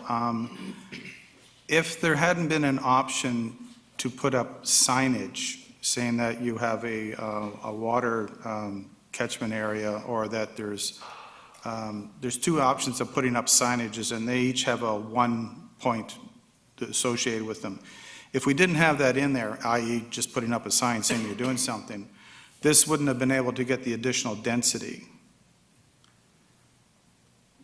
So I guess the question I'm asking is we've given additional density. I don't have a problem with that, but the way it's been got according to this criteria is basically boiled down to putting up two signs.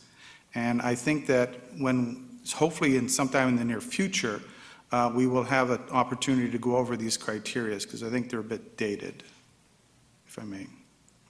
You probably don't have to answer that. It's just me venting. I'll read the bylaw now. That would be nice. Thank you. Motion that council issue development permit number DP 1133 at 930 Terminal Avenue North with the following variances: to reduce the water course setback for St. George Creek from 15 meters to 7.5 meters, increase the building height from 18.0 meters to 18.6 meters, reduce the front yard setback from 5.5 meters to 3.6 meters, reduce the required number of parking spaces from 56 to 54, and increase the maximum allowed percentage of small car spaces from 40% to 50%. Seconded, Councillor Hemmons. Sorry, 40% to 45%. Sorry. 40 to 45. Seconded, Councillor Hemmons. Trying to help them out. Any discussion? Councillor Brown. I just have to say, I think folks at the design panel were quite excited by this design. And I think the tweaks since then just make this like truly a wonderful building. So just 2 thumbs up. I couldn't agree more. All those in favor? Opposed? Motion carries. Thank you very much. The next is Development Variance Permit Application Number DVP 392-3358 Stevenson Point Road. Mr. Holm. Thank you, Your Worship. This application is proposed to allow an oversized accessory building on the property. It's a large lot. It's 6,300 square meters in area roughly, and the accessory building proposed is to an increase in the accessory building floor area permitted is proposed from 90 square meters, which is the maximum, to 171.8 square meters. That's still a very small proportion of the overall property, 3% of the lot area, where 13% of the lot area is typically allowed up to a maximum of 90 square meters. The variance is supported, and that's all I have to say on that one. Thank you very much. It is requested that anyone wishing to speak regarding Development Variance Permit Number DVP 392-3358 Stevenson Point Road step forward now. Forever hold your peace, as they say. The recommendation, Councillor Bonner. Motion that the council issue development variance permit number DVP 392 at 3358 Stevenson Point Road with the following variance: to increase the total gross floor area for accessory buildings on a lot from 90 meters squared to 171.8 meters squared, to allow for the construction of an oversized accessory building at 3358 Stevenson Point Road. Seconded. Seconded, Councillor Thorpe. Any discussion? All those in favor? Opposed? Motion carries. Thank you very much. Next is Development Variance Permit Application Number DVP 396-4461 Wellington Road. Mr. Holm. Thank you, Your Worship. This application is for an overheight fence on top of a retaining wall. The height of the retaining wall is included in the calculation of the fence height, and this is for a property that's actually currently under subdivision approval. The subdivision is in the stages of being finalized now. I know the proposed variance is from 2.4 to 3.51 meters, and I know that the applicant is in attendance, and I believe has made a delegation to speak to this if necessary. Thank you very much. Mr. Plavedic.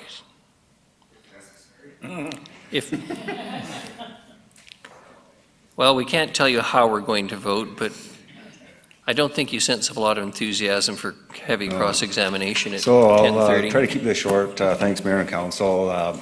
It's for overheight fence, like Jeremy said, in this subdivision here. This road is part of the construction for Phase 1. The fence is actually located in Phase 2, which is at the rear of the cleared area there before you get to the industrial property. And that's going to be, that part of the subdivision is going to be installed next summer, hopefully, once we get approvals. I'm just waiting for it to load here. And so from the about the middle of the picture there, you can see the start of the wall. The dozer sitting on the beginning of the second phase road. And then this shows kind of a panoramic shot showing the extent of the wall from the blue arrow to the other blue arrow. And that's the back of about, rear portion of about 7 lots in that second phase that's coming up. And there's just another view of looking towards industrial property, which is one of the ones that backs onto the development. The other one's a residential property here, and it's kind of overgrown there with bush, and there's a water course just beyond the retaining wall, which provides drainage for all the properties in this area, including mine. And part of the reason for the retaining wall it was to bring up the height of the grades. And the area behind the wall there, below where the trees are planted, is actually a part of the storm water management system that runs underneath all the ground there. And that's why we've constructed this already, although it's part of Phase 2. And there's a nice view looking down the entire wall from towards the west at pretty much at ground level there. Thanks. Any questions for Mr. Plavedic? Thank you very much, sir. Mm-hmm. It is requested that council hear anyone wishing to speak regarding development variance permit number DVP 396-4461 Wellington Road. Seeing no one, Councillor Bonner. That council issue development variance permit number DVP 396 at 4461 Wellington Road with the following variance. Increase the maximum combined height for a fence and retaining wall within the rear and side yard setbacks from 2.4 meters to 3.51 meters. Seconded. Seconded, Councillor Thorpe. Any discussion? All those in favor? Opposed? Motion carries. The next is development permit variance application number DVP 3945, DVP 397-3945 Biggs Road. Mr. Holm. Thank you, Your Worship. This is an application actually for the Nanaimo Correctional Center. The representatives for the Nanaimo Correctional Center were hoping to be in attendance tonight, but they were stranded on the south side of the Malahat. Hopefully, maybe they're at home watching safely from the comfort of their living rooms now. I'm not sure, but they have spoken to council before on the project. It's quite an important project for the community, the redevelopment of the correctional center. With that, they are seeking a variance to the works and services that would normally be required for the building permits that will be coming forward for the correctional center. The full frontage works and services would normally be required on roads fronting the property, Biggs Road and Dunster Road, for instance. They're requesting that, the request is that these full frontage works and services be waived in lieu of provision of sidewalk extension on the north side of Dunster Road, and also the provision of a 3-meter paved pedestrian trail along Biggs Road and connecting along the Nanaimo Parkway through to Dunster Road. The proposed works and services that would be provided for if the variance is approved are outlined on attachments C and D of the staff report. I'd be happy to take any questions if council has that. Thank you, Mr. Holm. Gantz requests that council hear anyone wishing to speak regarding development variance permit number DVP 397-3945 Biggs Road. Seeing none, Councillor Bonner. Thank you, Worship. Motion that council issue development variance permit number DVP 397 at 3945 Biggs Road to vary building bylaw 2016 number 7224, subject to the terms and conditions specified in attachment A of the report. Before I call for the vote, I have to point out, Mr. Holmes, you somewhat disappointed Councillor Thorpe tonight. He was rather hoping that when you made reference to the people from the prison not being able to appear, he thought you might say they were detained. I thought it was quite clever. It was good. It's late. I thought it was very clever.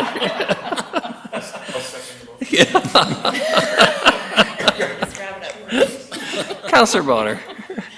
I think Yes, we probably did should it. just We did vote it, for yes, it now, yes. eh? Oh, yes, we did. Sorry. All those in favor? Opposed? Motion carries. Thank you. Done my job. The next is development variance permit application number DVP 399-3951 Jingle Pot Road. Mr. Holm, once again. Yeah, thank you, Your Worship. This application is a request to reduce the minimum rear yard setback requirement for the property from 7.5 to 5.1 meters. And this is a building it's a single-family home that's under construction on the property right now.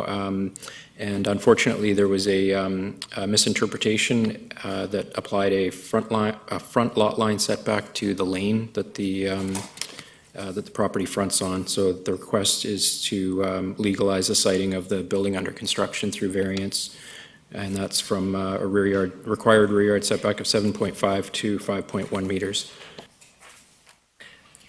Worship, I have a question if I may. Yes. So if I read the report correctly, this is our mistake? Yes, staff definitely contributed to the mistake on that. Okay. Who's paying for the permit, the variance here, or is there any cost for that? The applicant is. So shouldn't we be paying for that? We typically do not.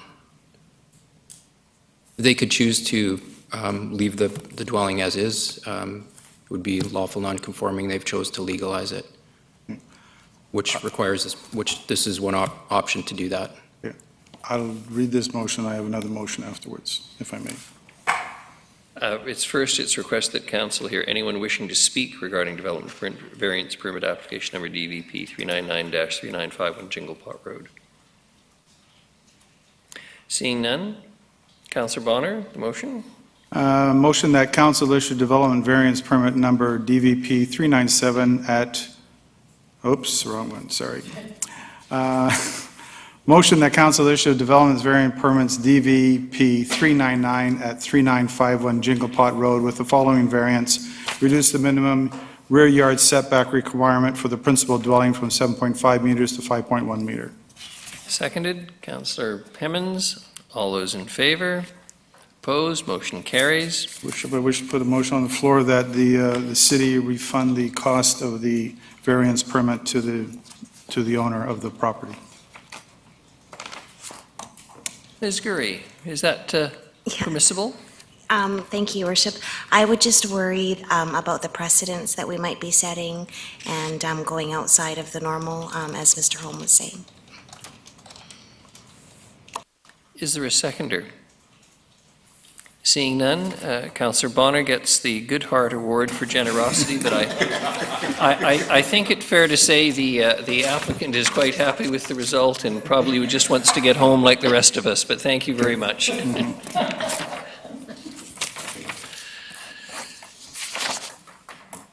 We did vote, didn't we? we did. Yes, we did. Yes, we did. We're good. Thank you. I'm tired. Liquor license application number LA 141-11 Cliff Street.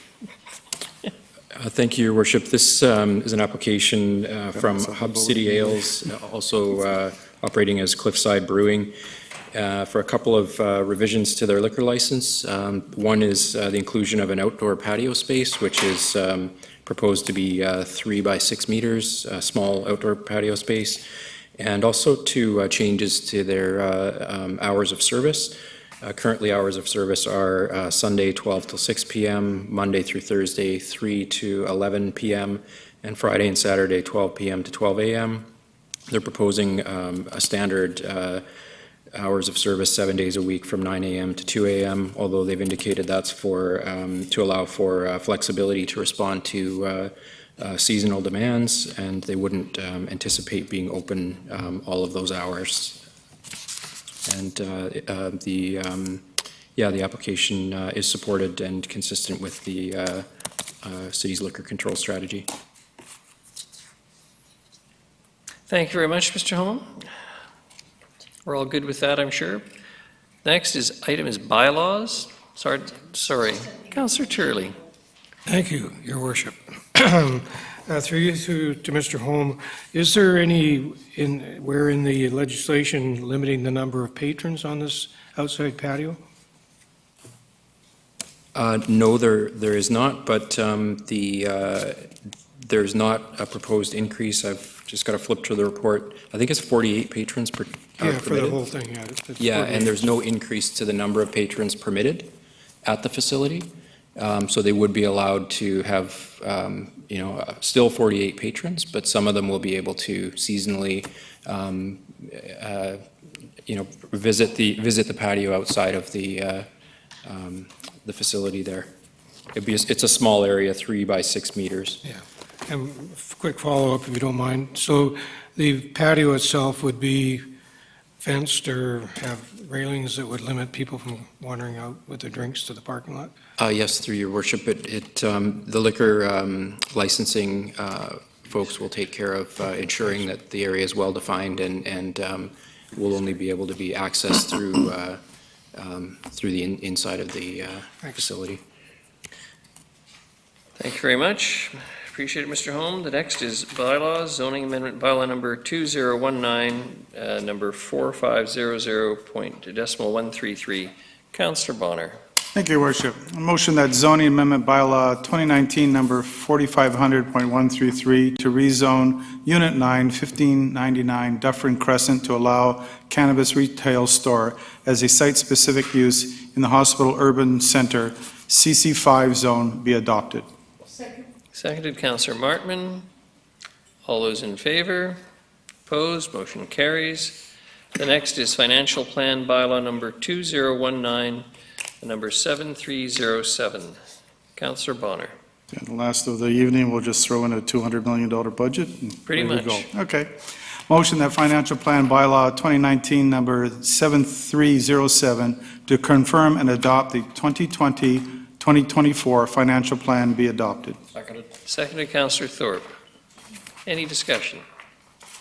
Councillor Turley? No? No. All those in favor? Opposed? Motion carries. Thank you very much. The bylaw information status sheet is for information only. We have no notices of motion. We have no other business. I'm going to assume there's nothing on the question period sheet, Ms. Gurry. Motion for adjournment. Pour them down. Councillor Hemmons, seconded Councillor Brown. All those in favor, motion carries. Thank you very much, Council. I thank the audience, but they've all gone home.